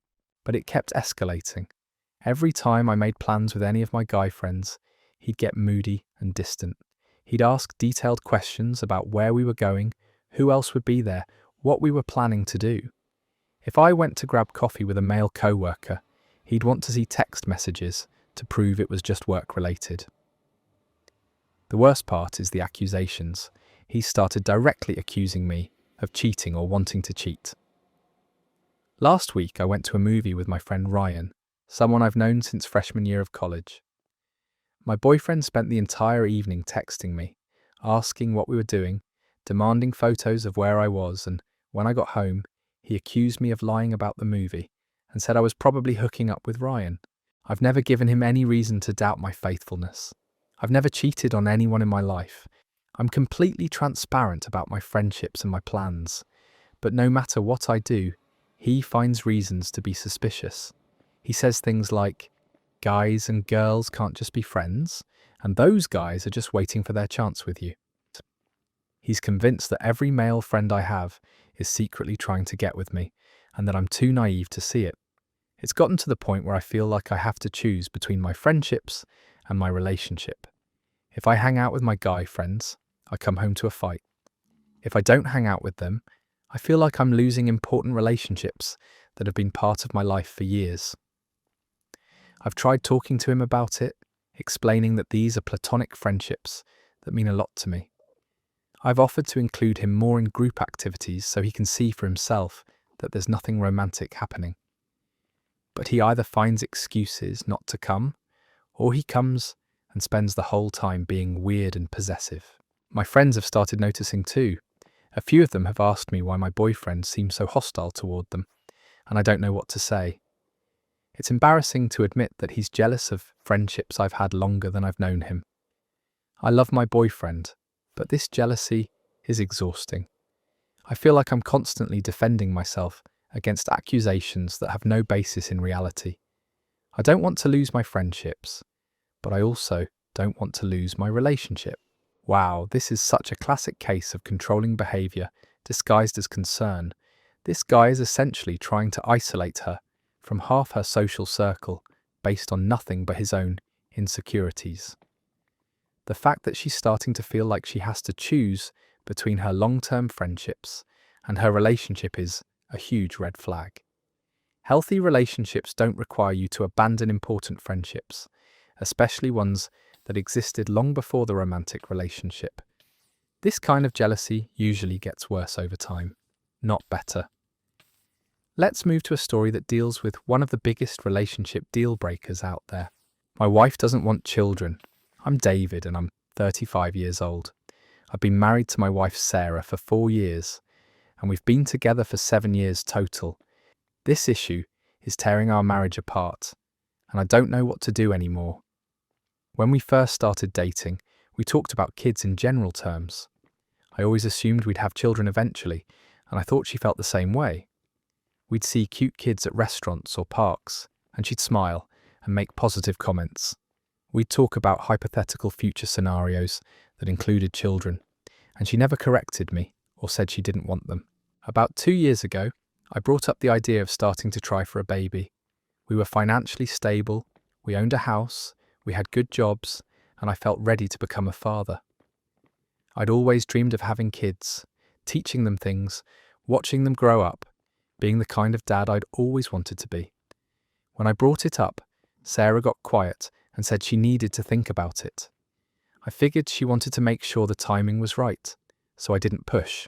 But months went by, and every time I tried to bring up the subject, she'd change the topic or say she wasn't ready yet. Finally, about a year ago, I sat her down and told her we needed to have a serious conversation about our future. I explained how important having children was to me and asked her directly where she stood on the issue. That's when she told me the truth. She said she'd never actually wanted children, but she'd been afraid to tell me because she knew how important it was to me. She said she'd been hoping her feelings would change over time, but they hadn't. If anything, the idea of having kids had become less appealing to her as she got older. I was shocked. I felt like our entire relationship had been built on a misunderstanding. All those conversations about our future, all the assumptions I'd made about our life together, suddenly felt meaningless. I asked her why she'd never told me this before, and she said she was scared of losing me. She said she loved me and hoped that maybe she'd change her mind, or that our relationship would be enough without children. We've been in couples therapy for months now, trying to work through this. The therapist has helped us understand each other's perspectives better, but it hasn't changed the fundamental issue. I still desperately want children, and she still absolutely doesn't. Sarah has been completely honest about her feelings.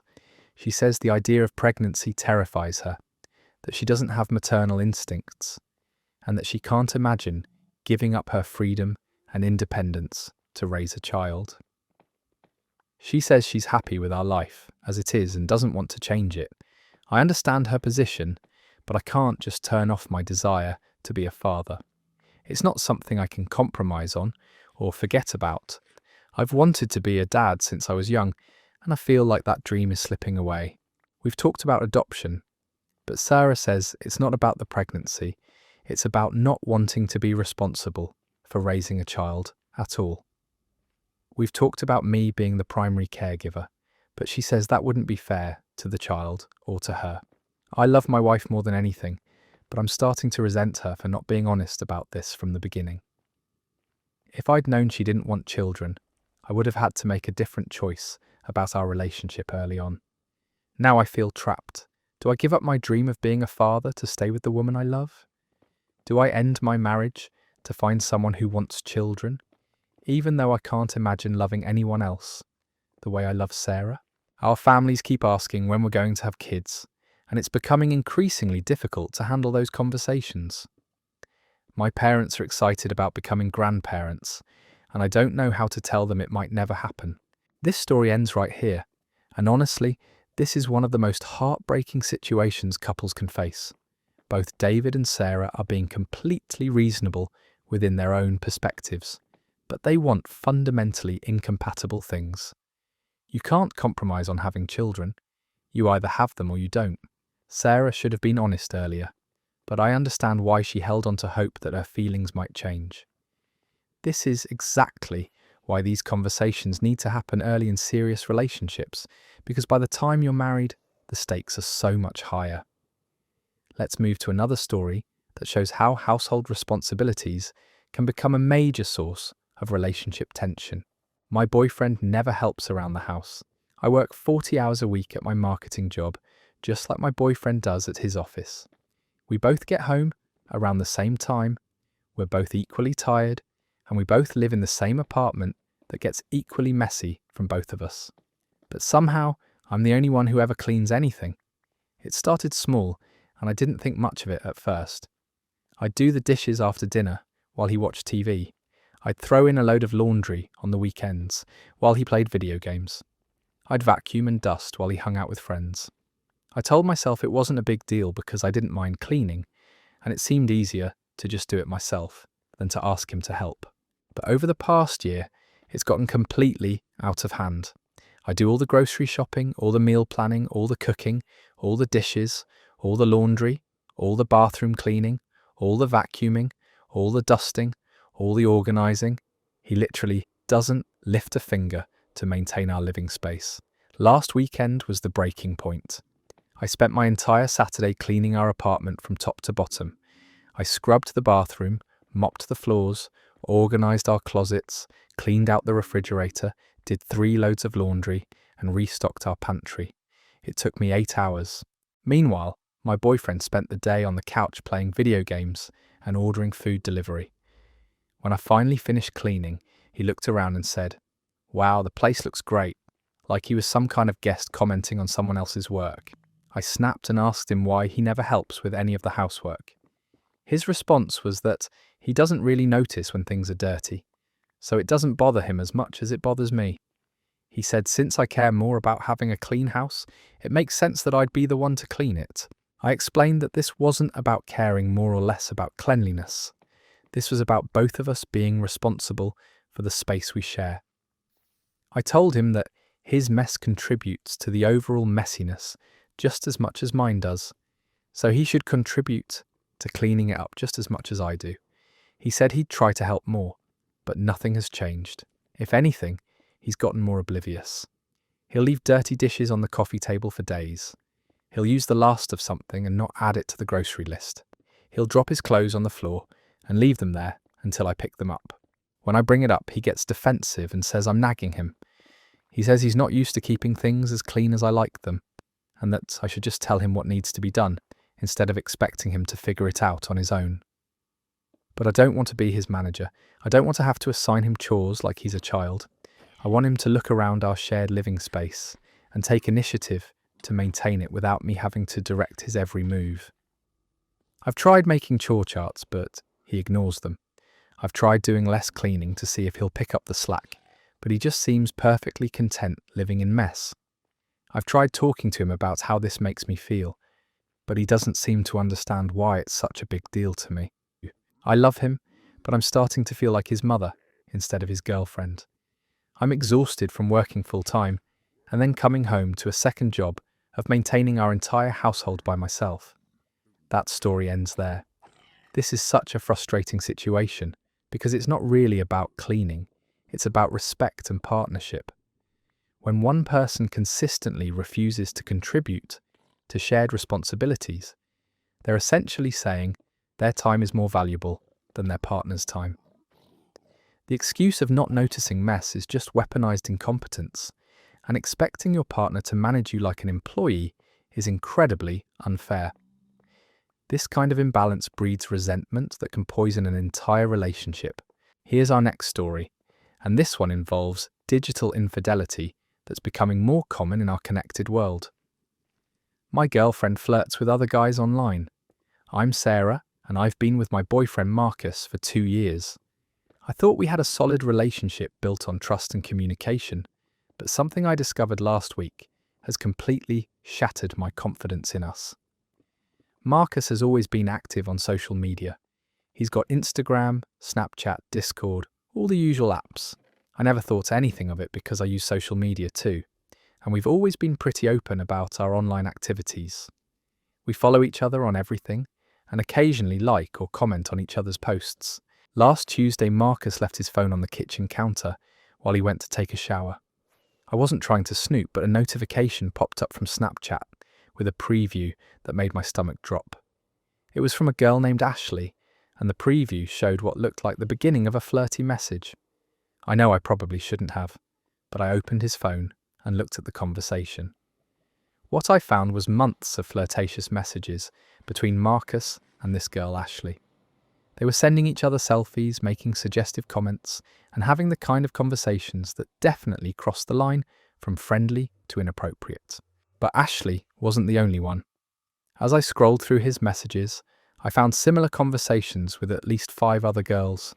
He was telling them they were beautiful, asking about their dating lives, making jokes that were way too personal and intimate for someone in a committed relationship. On Instagram, he was sliding into DMs and leaving flirty comments on girls' photos. Things like fire emojis and comments about how stunning they looked. On Discord, he was in several servers where he was having ongoing conversations with girls about everything from their relationships to their personal problems. The worst part was seeing how different his online personality was from how he acted with me.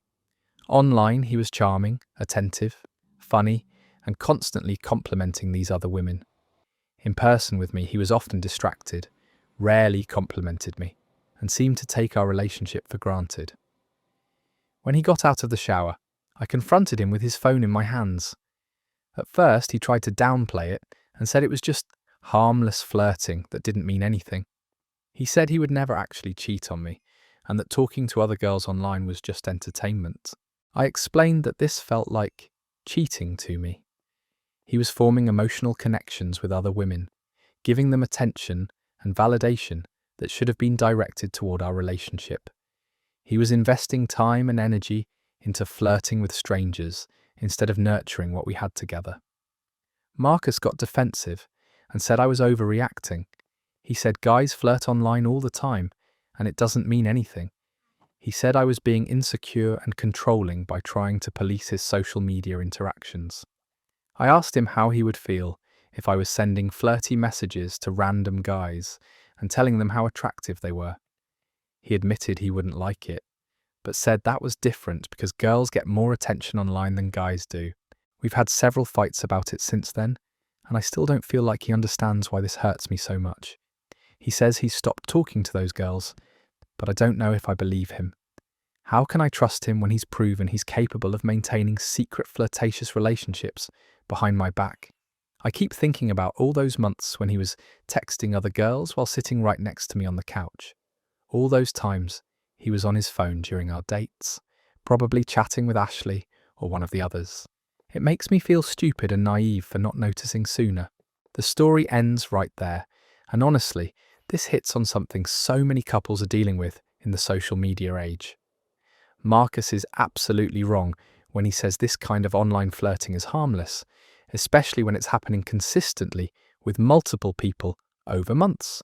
The fact that he was more charming and attentive to random women online than he was to his actual girlfriend is particularly painful. Digital cheating might not be physical, but the emotional betrayal is just as real, and Sarah has every right to feel hurt and violated by this discovery. Let's move to a story about family dynamics and how they can impact relationships. My fiancé's parents don't like me. I'm Jason, and I've been engaged to my fiancée Rachel for 6 months. We're planning to get married next spring, and up until last week, I thought her parents had accepted me as part of the family. Turns out I was completely wrong. Rachel and I have been together for 3 years, and her parents have always been polite to me. They include me in family gatherings, they make conversation when I'm around, and they seem genuinely interested in my job and my hobbies. I've spent countless holidays and weekends at their house, and I thought we had developed a good relationship. Rachel comes from a pretty well-off family. Her dad is a successful lawyer, her mum is a real estate agent, and they live in this beautiful house in the nicest part of town. I come from a more modest background. My parents are both teachers, and I work as a mechanic at a local auto shop.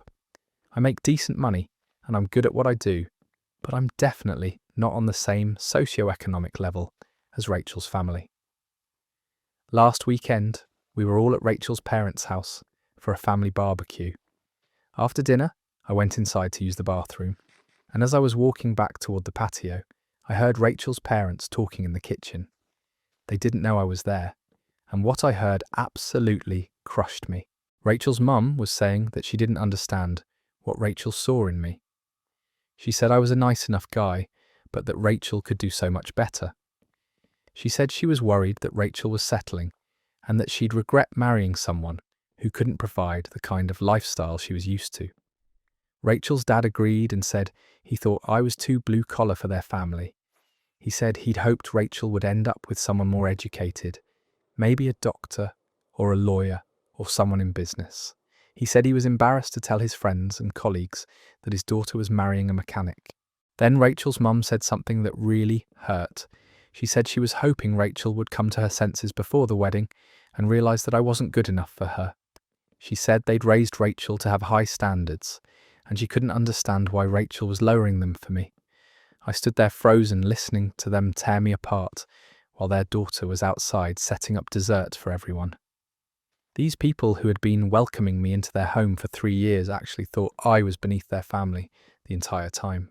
I didn't know what to do with this information. Part of me wanted to walk into that kitchen and confront them right then and there.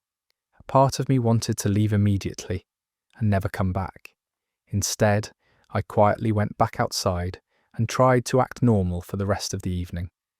I haven't told Rachel what I heard yet, but it's eating me alive. Every interaction I have with her parents now feels fake and uncomfortable. When her mum asks me about work or her dad talks to me about sports, all I can think about is how they really feel about me. I keep questioning everything about our relationship now. Does Rachel actually love me, or is she rebelling against her parents by dating someone they wouldn't approve of? Does she see a real future with me, or is she just enjoying the novelty of being with someone different from her usual type? I also can't stop thinking about what our future would look like if we get married. Will her parents ever truly accept me, or will I always be the son-in-law they're ashamed of? Will they treat our future children differently because their father isn't successful enough? Will Rachel eventually start to see me the way her parents do? I love Rachel more than anything, and I thought we were building a life together based on mutual respect and genuine compatibility. But now, I'm wondering if I'm just fooling myself about fitting into her world. That story ends there. This is absolutely heartbreaking because Jason thought he'd been accepted for 3 years, only to discover it was all an act. The class discrimination from Rachel's parents is disgusting, especially since they've been fake to his face while judging him behind his back. This puts Rachel in an impossible position too, because she'll have to choose between her fiancé and her family's approval. The fact that they think being a mechanic makes someone not good enough shows how shallow and elitist they really are. Our next story deals with financial responsibility and what happens when one partner refuses to contribute. My boyfriend refuses to get a job. I'm Claire, and I've been dating my boyfriend Jake for about 1.5 years. When we first met, he had just quit his job at a marketing firm because he said it was crushing his soul and he needed to figure out what he really wanted to do with his life.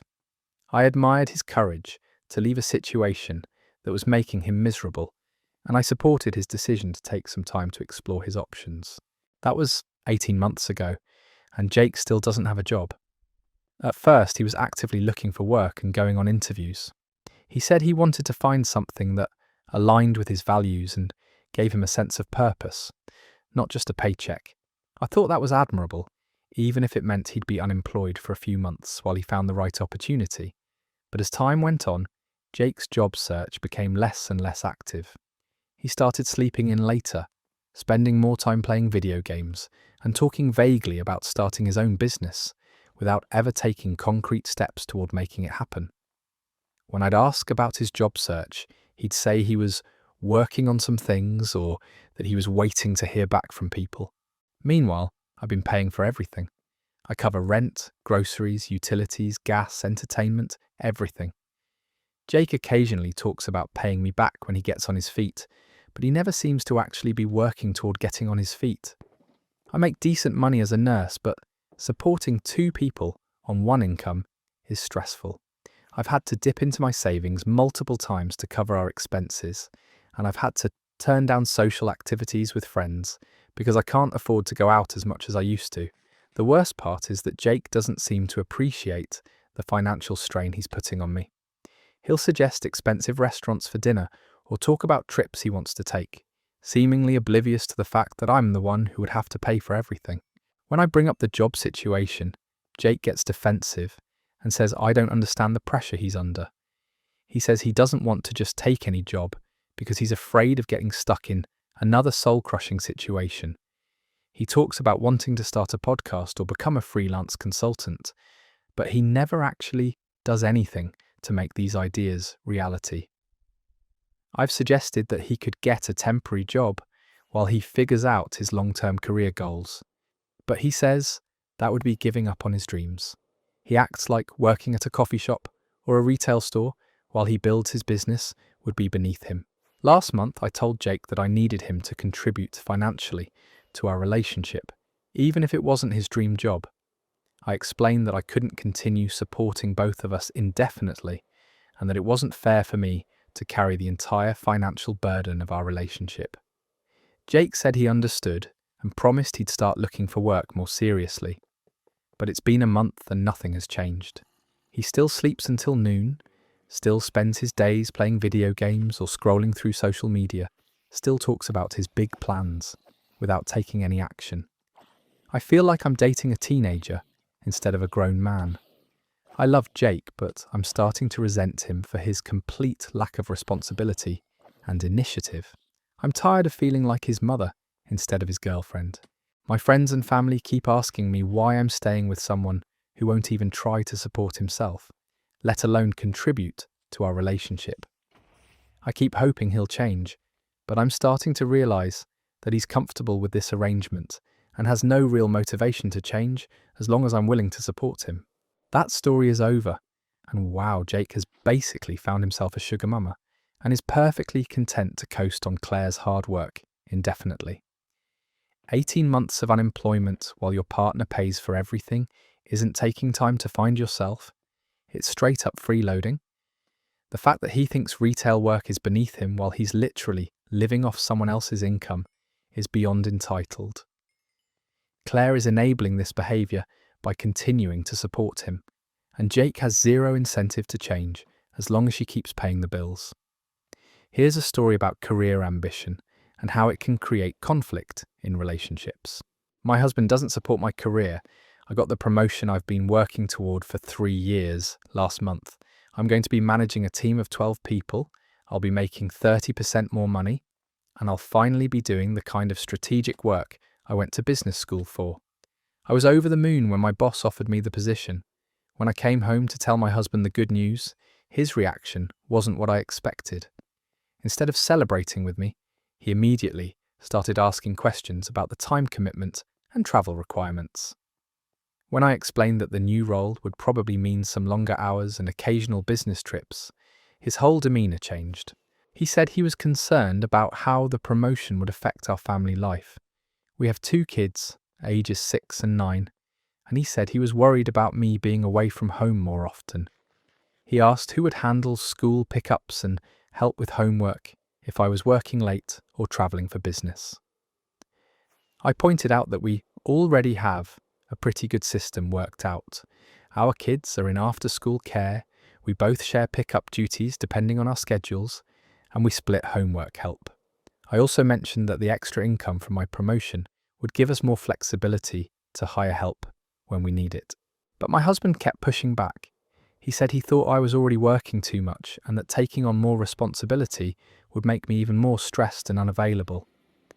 He said he missed the way things used to be when I had a less demanding job and more time to focus on our family.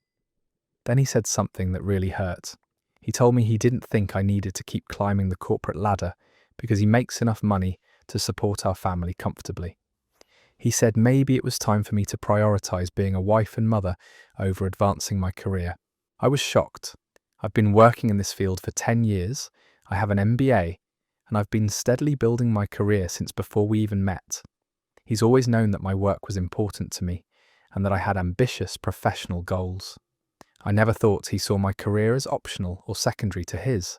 I tried to explain that this promotion wasn't just about money. It was about professional fulfillment, using my skills and education, and setting an example for our daughters about what women can achieve. I said I wanted our kids to see that both parents can have successful careers and that we can work together to make it happen. My husband said he understood that my career was important to me, but that our family had to come first. He said he was worried that if I took this promotion, I'd become one of those workaholic mothers who misses out on their kids' lives because they're too focused on their jobs. We've been arguing about this for weeks now, and I still haven't given my boss a final answer about the promotion.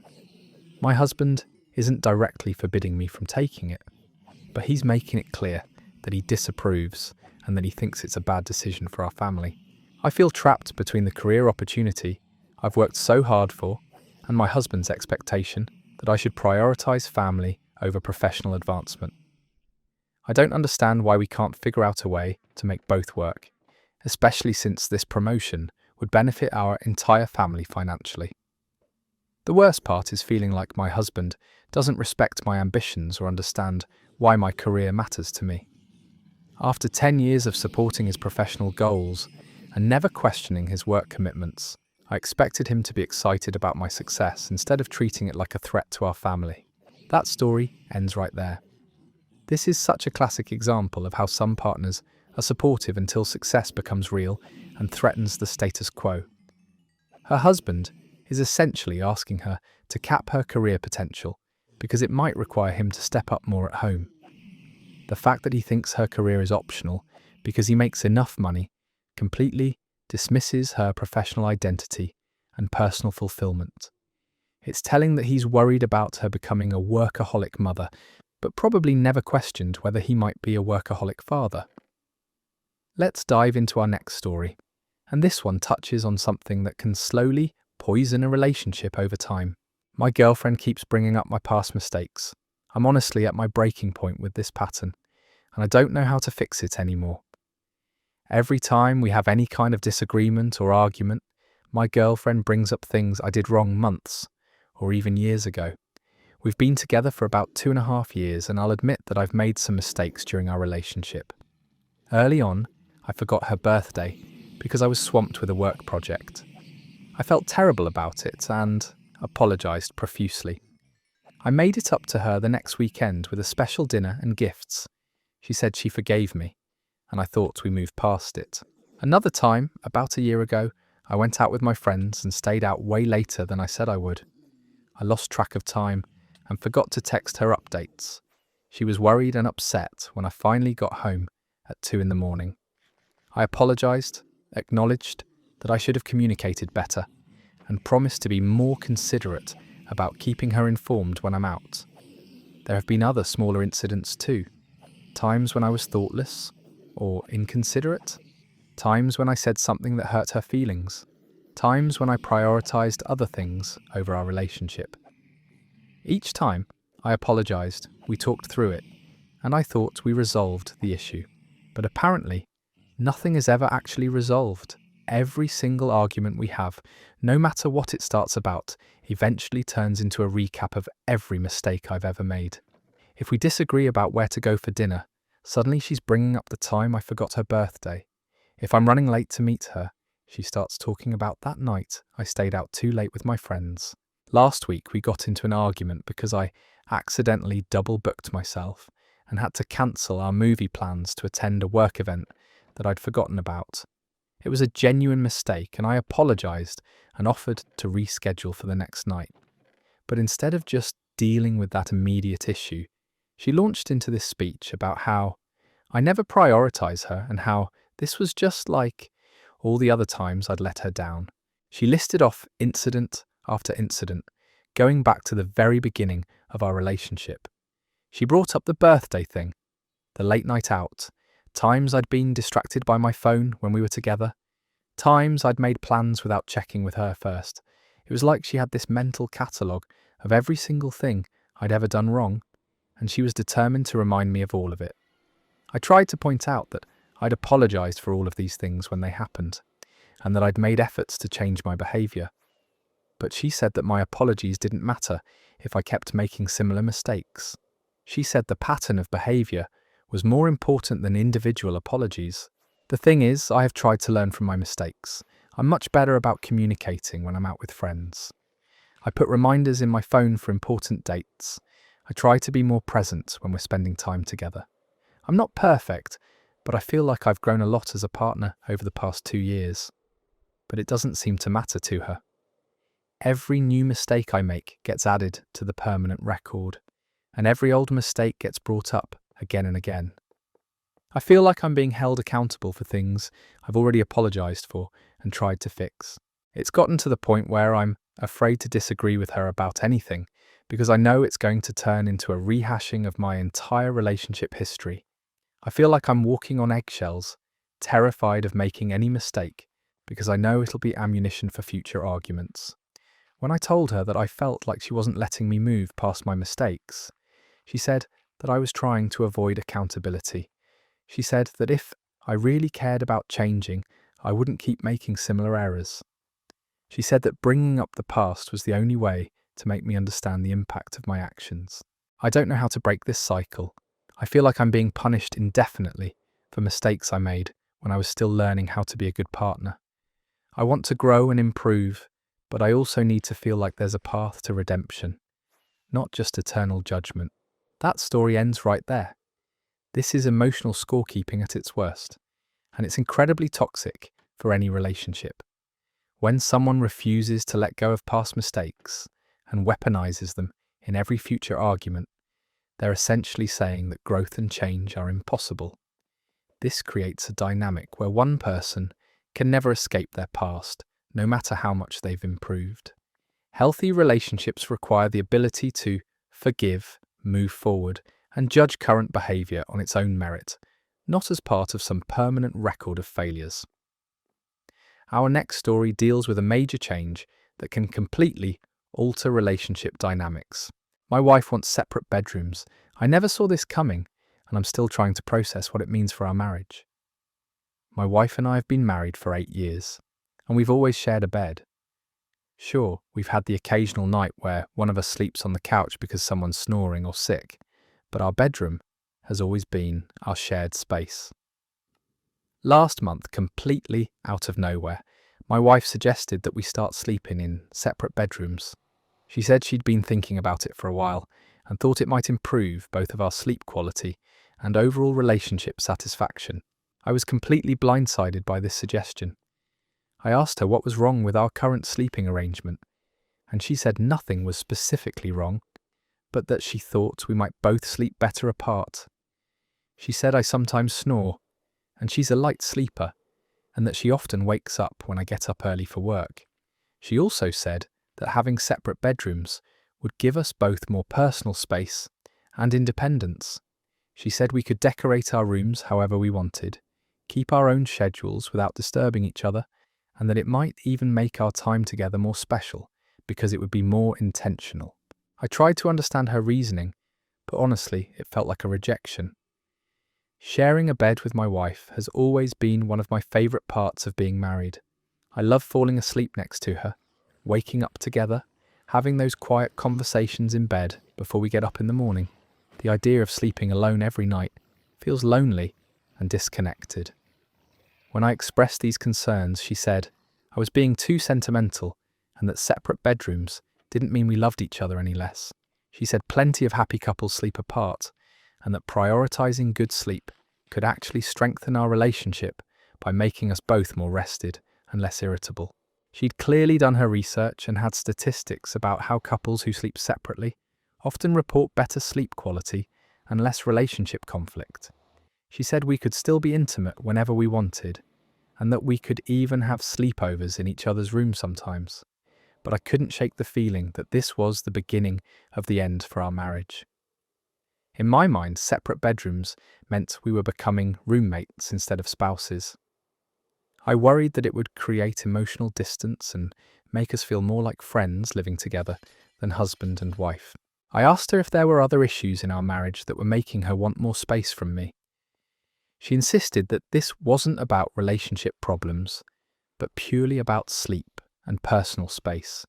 She said she'd been researching ways to improve our overall quality of life, and that separate bedrooms kept coming up as a solution that many couples found beneficial. We compromised and agreed to try it for a month to see how it felt. She moved into the guest bedroom, and we started sleeping apart. The first few nights were awful for me.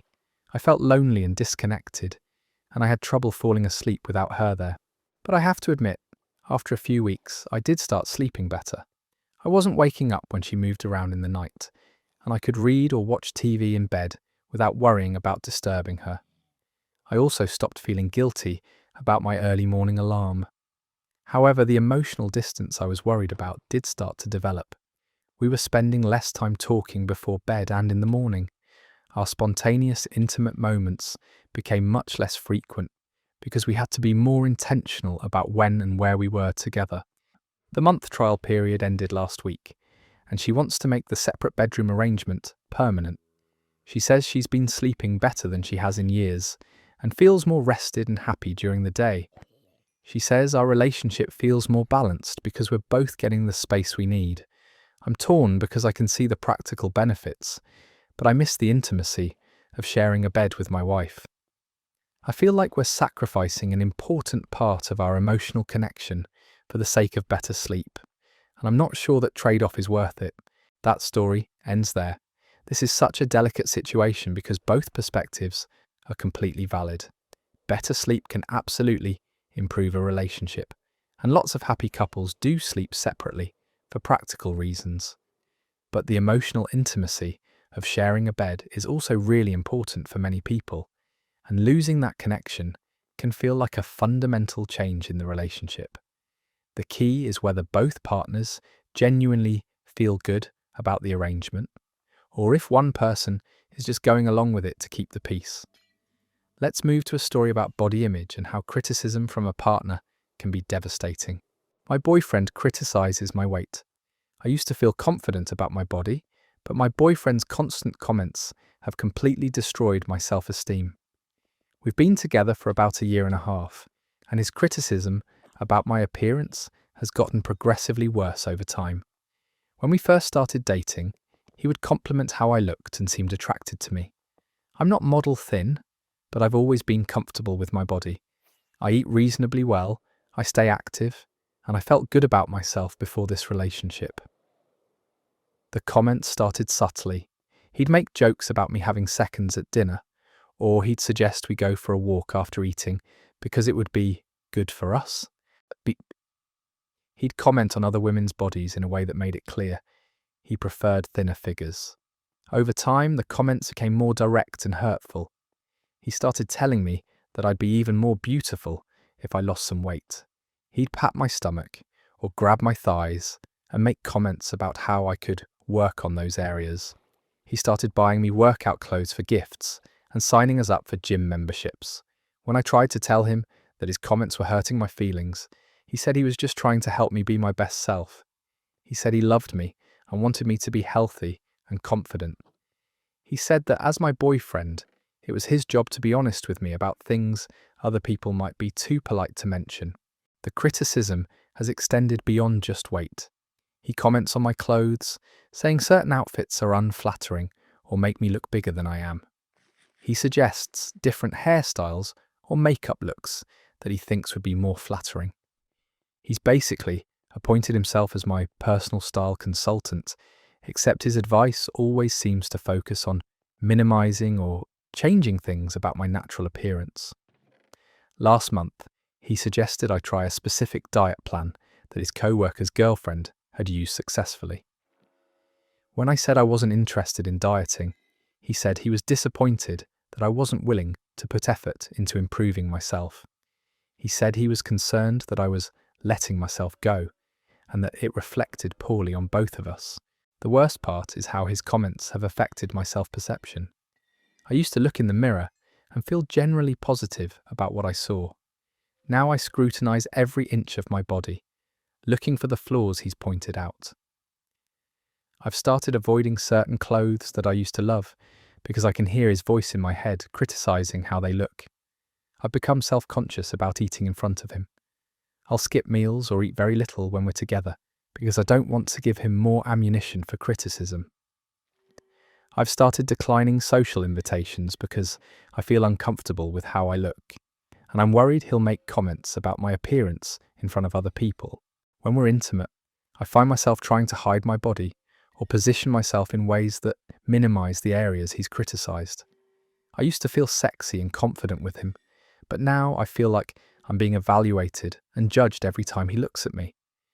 I've tried talking to him about how his comments make me feel, but he insists that he's trying to motivate me to be healthier. He says that if he didn't care about me, he wouldn't bother trying to help me improve. He says I'm being too sensitive and that I should appreciate having a partner who's honest with me instead of one who just tells me what I want to hear. My friends have started noticing changes in my behaviour and confidence.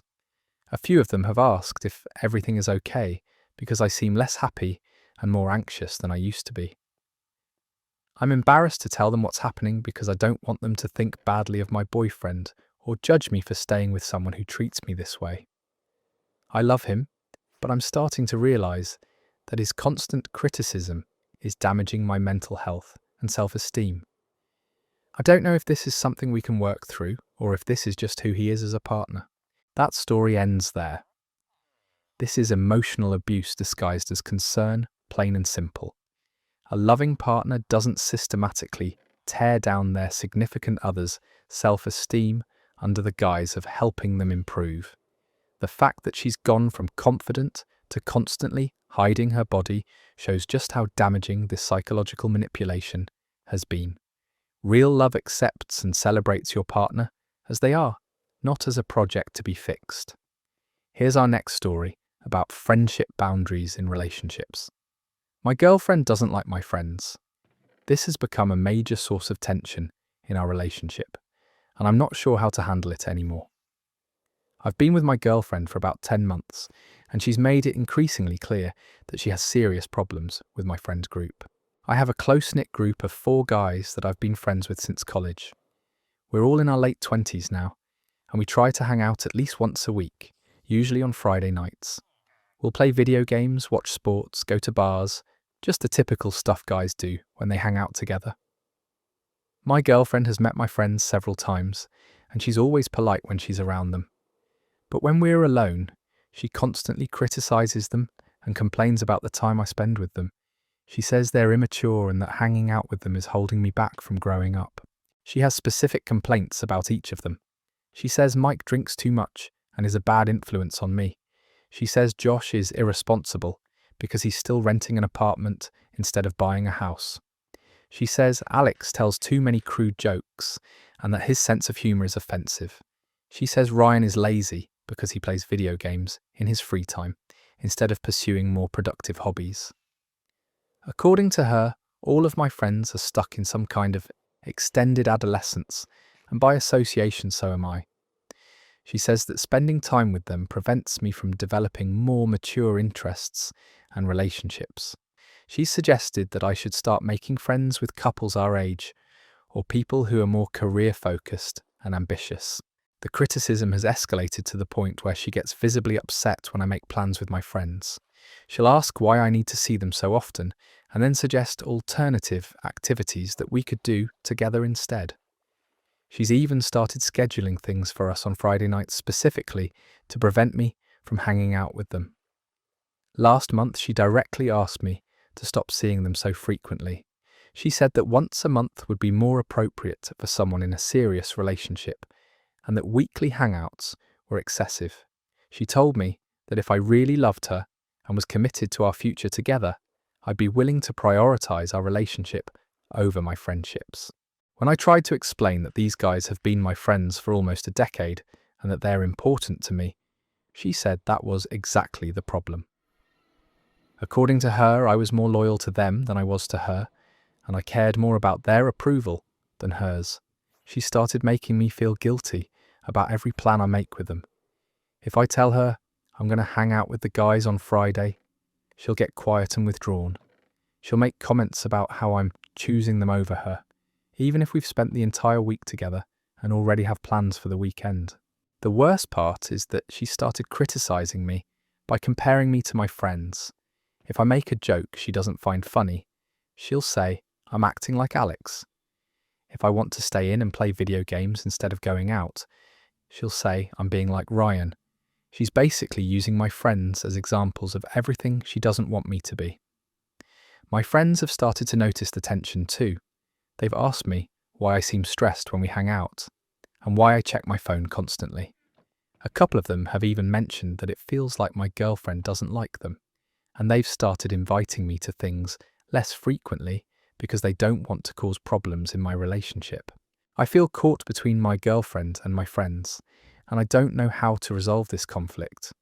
I love my girlfriend, and I want her to be happy, but I also don't want to abandon friendships that have been important to me for years. I don't think my friends are perfect, but I also don't think they're the terrible influences she makes them out to be. When I've suggested that maybe she could try to get to know them better, or find things she has in common with them, she says she's already given them a fair chance, and that she just doesn't think they're good people for me to be around. That story ends there.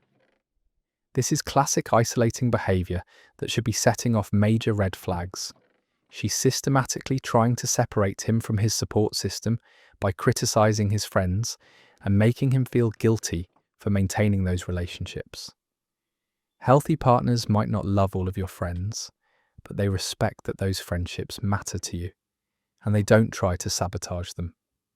When someone demands you choose between them and your friends, they're showing you exactly how controlling they plan to be.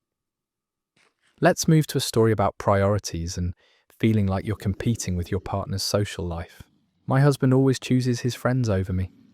I feel like I'm married to someone who treats me like a backup plan, and it's destroying my self-worth and our relationship. We've been married for 4 years, and this pattern has been getting worse over the past 2 years.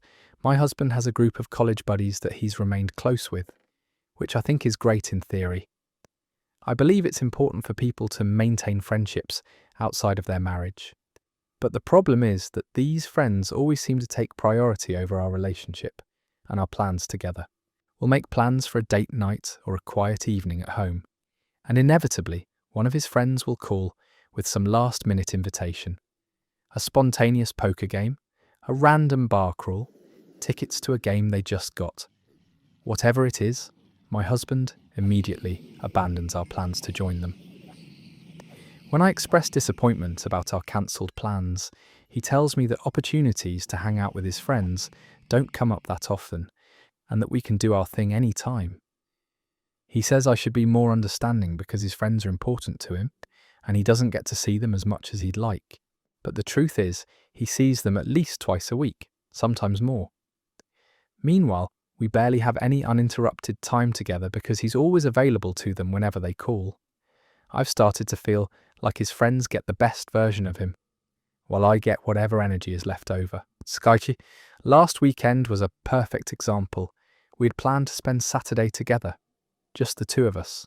We were going to sleep in, make breakfast together, maybe go for a hike, just enjoy each other's company. Friday night, his friend called saying they were going on a spontaneous fishing trip and leaving early Saturday morning. Without even discussing it with me, my husband said yes. He told me about it after he'd already committed, saying he was sure I'd understand because fishing opportunities with his buddies were rare. Never mind that quiet weekend time with his wife was apparently not rare or valuable enough to protect. When I told him I was hurt that he'd cancelled our plans without even talking to me first, he said I was being selfish and controlling. He said I knew his friends were important to him when we got married, and that I should support his friendships instead of trying to limit them. But I'm not trying to limit his friendships. I'm trying to have a marriage where I feel like a priority instead of an afterthought. I'm trying to have a partner who considers my feelings before making decisions that affect both of us. The pattern extends beyond just social plans. If his friends need help moving, he volunteers our entire weekend without asking me.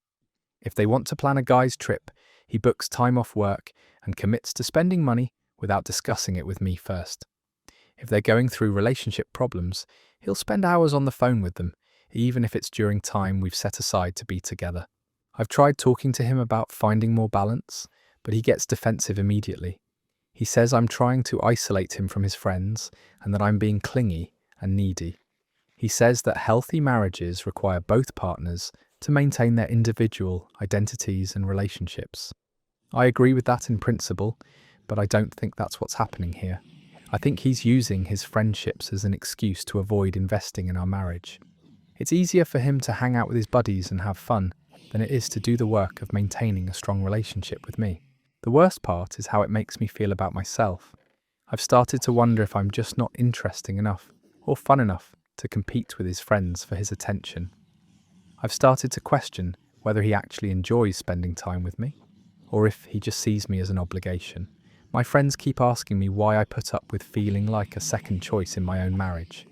Honestly, I don't have a good answer anymore. I love my husband, but I'm starting to realize that love isn't enough if you don't feel valued and prioritized by your partner. That story ends there. This is heartbreaking because she's essentially living as a single person who happens to be married to someone who's never available. When your spouse consistently chooses social activities over quality time with you, they're sending a clear message about what they value most. A healthy marriage requires both partners to protect their relationship time and consider each other's needs when making social commitments. She's not asking him to abandon his friends. She's asking to matter enough that their plans together can't be cancelled at a moment's notice. Here's a story about professional help and the resistance some people have to working on their relationship. My partner thinks therapy is a waste. I've been trying to get my partner to consider couples counselling for months now, but he refuses to even entertain the idea. We've been together for 3 years, and while we love each other, we have some recurring issues that I think could really benefit from professional guidance. We have the same fights over and over again.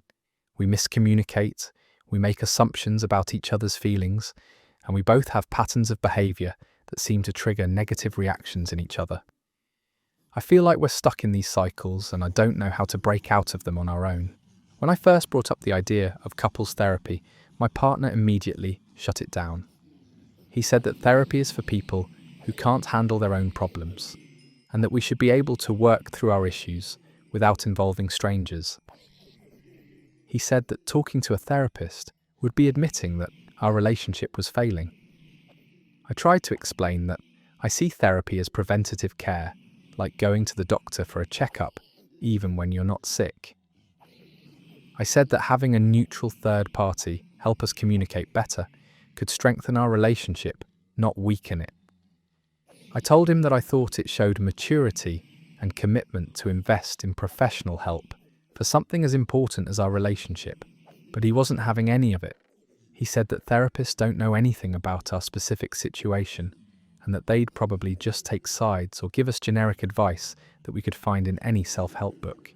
He said that paying someone to listen to our problems was a waste of money that we could spend on more enjoyable activities together. When I pressed him about why he was so resistant to the idea, he said that he didn't want to air our dirty laundry to some stranger who would judge us. He said that what happens in our relationship should stay between us, and that involving a therapist would violate the privacy and intimacy of our partnership. I pointed out that therapists are bound by confidentiality and that their job is specifically not to judge people, but to help them work through their problems. I said that I'd done research and found several therapists in our area who specialise in couples counselling and have good reviews. He said that if I needed therapy to be happy in our relationship, then maybe we weren't right for each other. He said that people in healthy relationships don't need professional help to communicate, and that suggesting therapy meant I had serious doubts about our compatibility. This really hurt because I don't have doubts about our compatibility. I think we're great together in many ways, but I also think we could be even better with some guidance on how to communicate more effectively and resolve conflicts more constructively. After that conversation, I started looking into individual therapy for myself. I figured that if he wouldn't go to couples counselling, maybe I could work on my own communication patterns and relationship skills. When I mentioned this to him, he was equally resistant.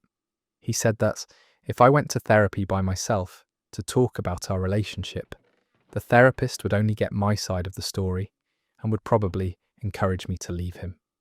He said that individual therapy could be just as damaging to our relationship as couples therapy. I'm frustrated because I feel like he's closed off any possibility of us getting professional help to improve our relationship. Meanwhile, we keep having the same arguments and falling into the same negative patterns. I see our problems as solvable with the right tools and guidance, but he seems to think that acknowledging we need help is equivalent to admitting defeat. When I've talked to friends about this situation, most of them have been supportive of my desire to try therapy. A few of them have mentioned that their own relationships improved significantly after counselling. But my partner dismisses these examples, saying that other people's experiences don't apply to our situation. I don't know how to move forward when one person in the relationship is open to getting help, and the other person sees that openness as a threat or a sign of weakness. That story ends there. This resistance to therapy is often rooted in shame and the mistaken belief that needing help means you're failing somehow. The irony is that couples who seek professional guidance are actually showing more commitment to their relationship, not less. When someone refuses to even consider therapy, they're essentially saying they'd rather stay stuck in destructive patterns than admit there's room for improvement. His threat that she shouldn't need therapy to be happy with him is particularly manipulative because it frames her desire for growth as disloyalty. Let's move to a story about family relationships and how they can become a source of conflict. My girlfriend gets angry when I see my family. This has become such a huge issue in our relationship that I'm starting to dread any mention of my parents or siblings. We've been together for about a year and a half, and my girlfriend's hostility toward my family visits has gotten progressively worse over time. I come from a close-knit family, and I've always enjoyed spending time with my parents and my two younger sisters.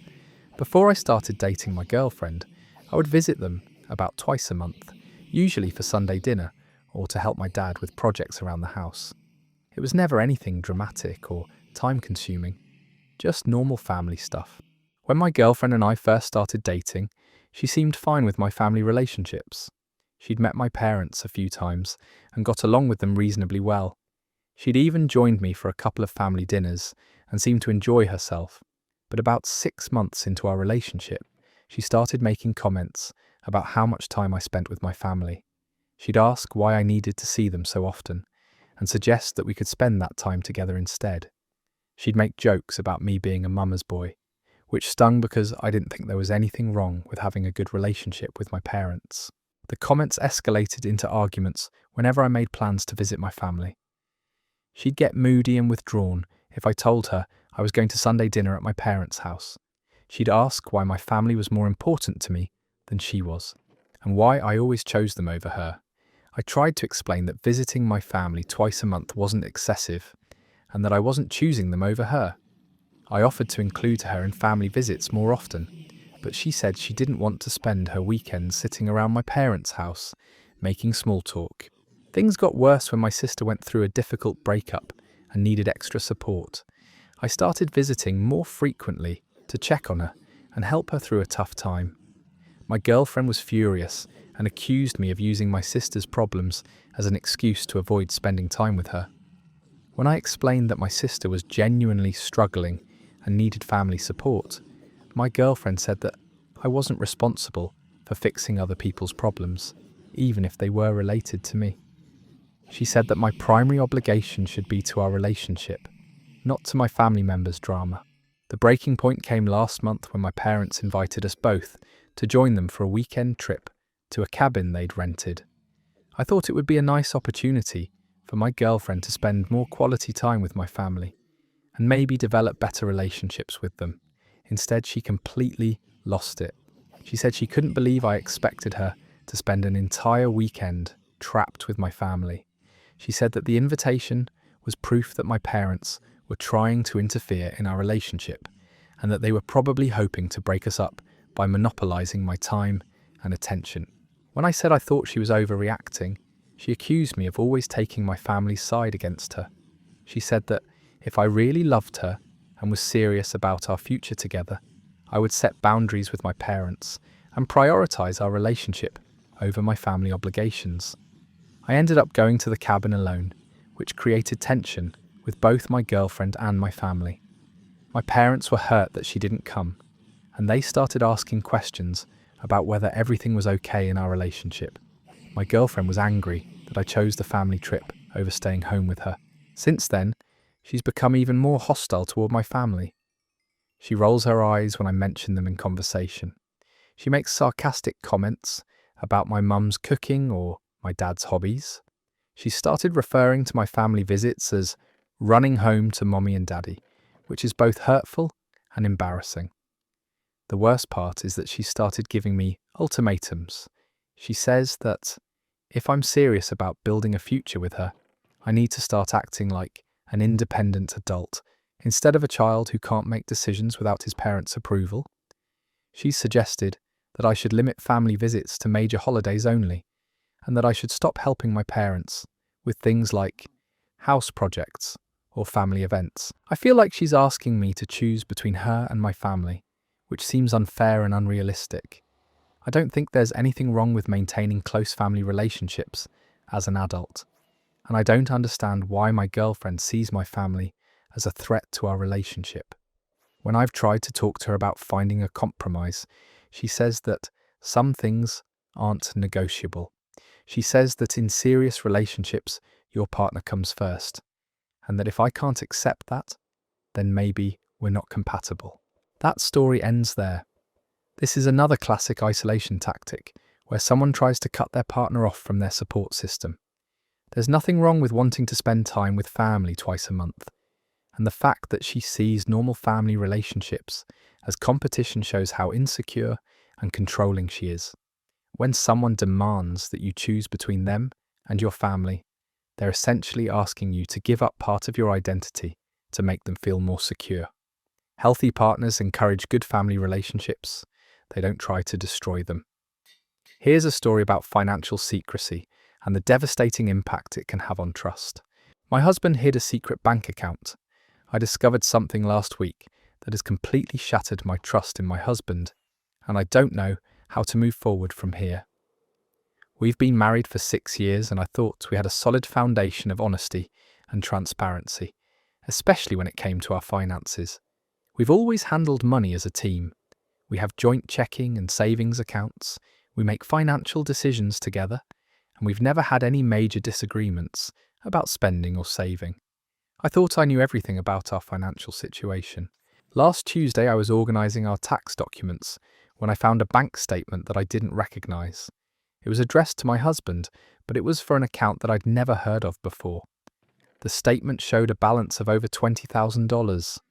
At first, I thought it might be some kind of mistake, or maybe an old account that he'd forgotten to close.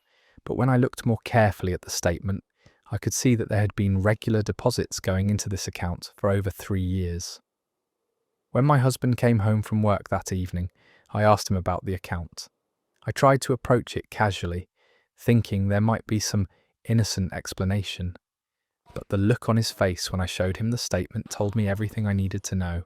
He immediately got defensive and asked why I was going through his mail.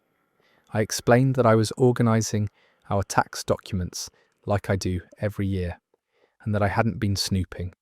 I asked him directly why he had a secret bank account that I didn't know about. After a lot of uncomfortable silence and evasion, he finally admitted that he'd been putting money from his paycheck into this separate account for the past 3 years. He said he'd started it as a surprise fund to pay for a special vacation or maybe a down payment on a bigger house. But when I asked him why he'd kept it secret for 3 years instead of surprising me with it, he couldn't give me a straight answer. He kept saying that he'd been planning to tell me about it eventually, but that the timing never seemed right. I pressed him about how much money he'd been hiding, and he admitted that he'd been depositing about $300 per month into this account. That meant he'd been taking $900 out of our household budget every quarter without telling me. The financial implications were staggering. For 3 years, I'd been carefully managing our joint budget, sometimes stressing about whether we had enough money for things like home repairs or vacation plans. Meanwhile, my husband had been secretly accumulating a significant sum that could have eased a lot of our financial concerns. But the money wasn't even the biggest issue. The real problem was the deception. For 3 years, my husband had been lying to me every single day. Every time we discussed our finances, every time we made budget decisions together, every time I worried about our savings, he knew information that he was actively hiding from me. I asked him what else he might be hiding, and he swore that the bank account was the only secret. But how can I believe that when he's proven he's capable of maintaining such an elaborate deception for so long? When I asked him what he planned to do with the money, he said he'd been saving it for our future. He said he wanted to surprise me with it when we were ready to make a big purchase or take a special trip. He seemed genuinely confused about why I was so upset, since the money was intended for both of us anyway. I tried to explain that the secrecy was the problem, not the saving. I told him that making unilateral financial decisions and hiding money from your spouse was a form of financial infidelity. I said that partnership means making decisions together, especially decisions that affect our shared resources and budgets. He said he understood why I was upset, but that his intentions were good, and that I was overreacting to what was essentially a well-meaning surprise. He said he'd add my name to the account immediately, and that we could decide together how to use the money. But I don't know if adding my name to the account now fixes the 3 years of deception that came before it. I don't know how to trust him when he's shown that he's willing and able to maintain major secrets from me for extended periods. The worst part is wondering what other secrets might exist that I haven't discovered yet. If he could hide $20,000 for 3 years, what else might he be hiding? How many other decisions has he made without including me? How many other lies have become part of our daily life together? That story ends there. Financial infidelity is just as damaging as any other kind of betrayal, because it strikes at the heart of partnership and trust. The fact that he framed this as a surprise after being caught is particularly manipulative, because it makes her look unreasonable for being upset about deception. 3 years of secret financial decisions isn't romantic planning. It's a fundamental violation of marital partnership. When someone can lie about something this significant for this long, it makes you question everything you thought you knew about them. Our next story deals with feeling invisible in your own relationship. My boyfriend never compliments me. I've been with my boyfriend for almost 2 years, and I can count on one hand the number of times he's said something genuinely nice about my appearance, or acknowledged effort I've put into something. It's gotten to the point where I feel completely invisible and unappreciated in my own relationship. I'm not someone who needs constant validation or excessive praise, but I do think that partners should occasionally acknowledge when their significant other looks nice or has done something thoughtful. I put effort into my appearance when we go out together. I cook meals for us, I plan dates and activities. I try to be a good girlfriend in all the ways I know how, but my boyfriend never seems to notice or appreciate any of it. I can spend an hour getting ready for a date, trying on different outfits, doing my hair and makeup, and when I come out ready to go, he'll just say, "Ready?" and head for the door. No comment about how I look. No acknowledgement that I've made an effort to look nice for our evening together. I've started paying attention to how he interacts with other people, and I've noticed that he's perfectly capable of giving compliments when he wants to. He'll tell his sister that she looks great when she gets a haircut. He'll compliment his co-workers on presentations or projects they've done well. He'll even comment positively on random women's posts on social media. But for some reason, he never extends that same courtesy to me.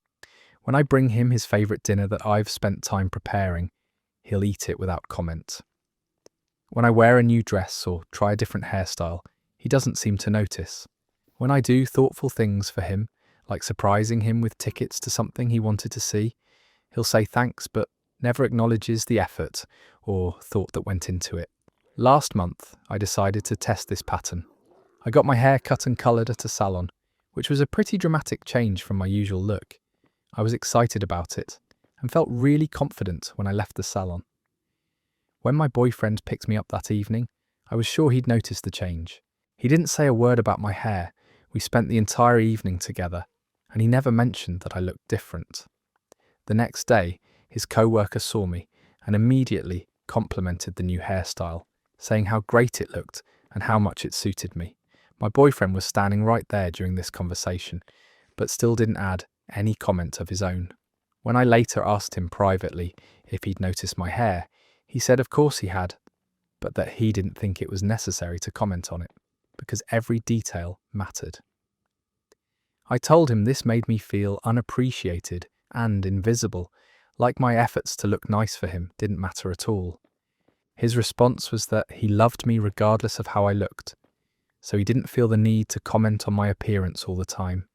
He said that constantly complimenting someone was superficial and that real love went deeper than physical attraction.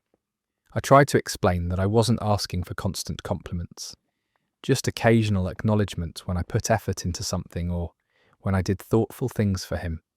I said that feeling appreciated was important to me, and that his silence was starting to make me feel like he took me for granted. He said he showed his love through actions, not words, and pointed out all the things he did for me, like driving me places and helping me with technical problems.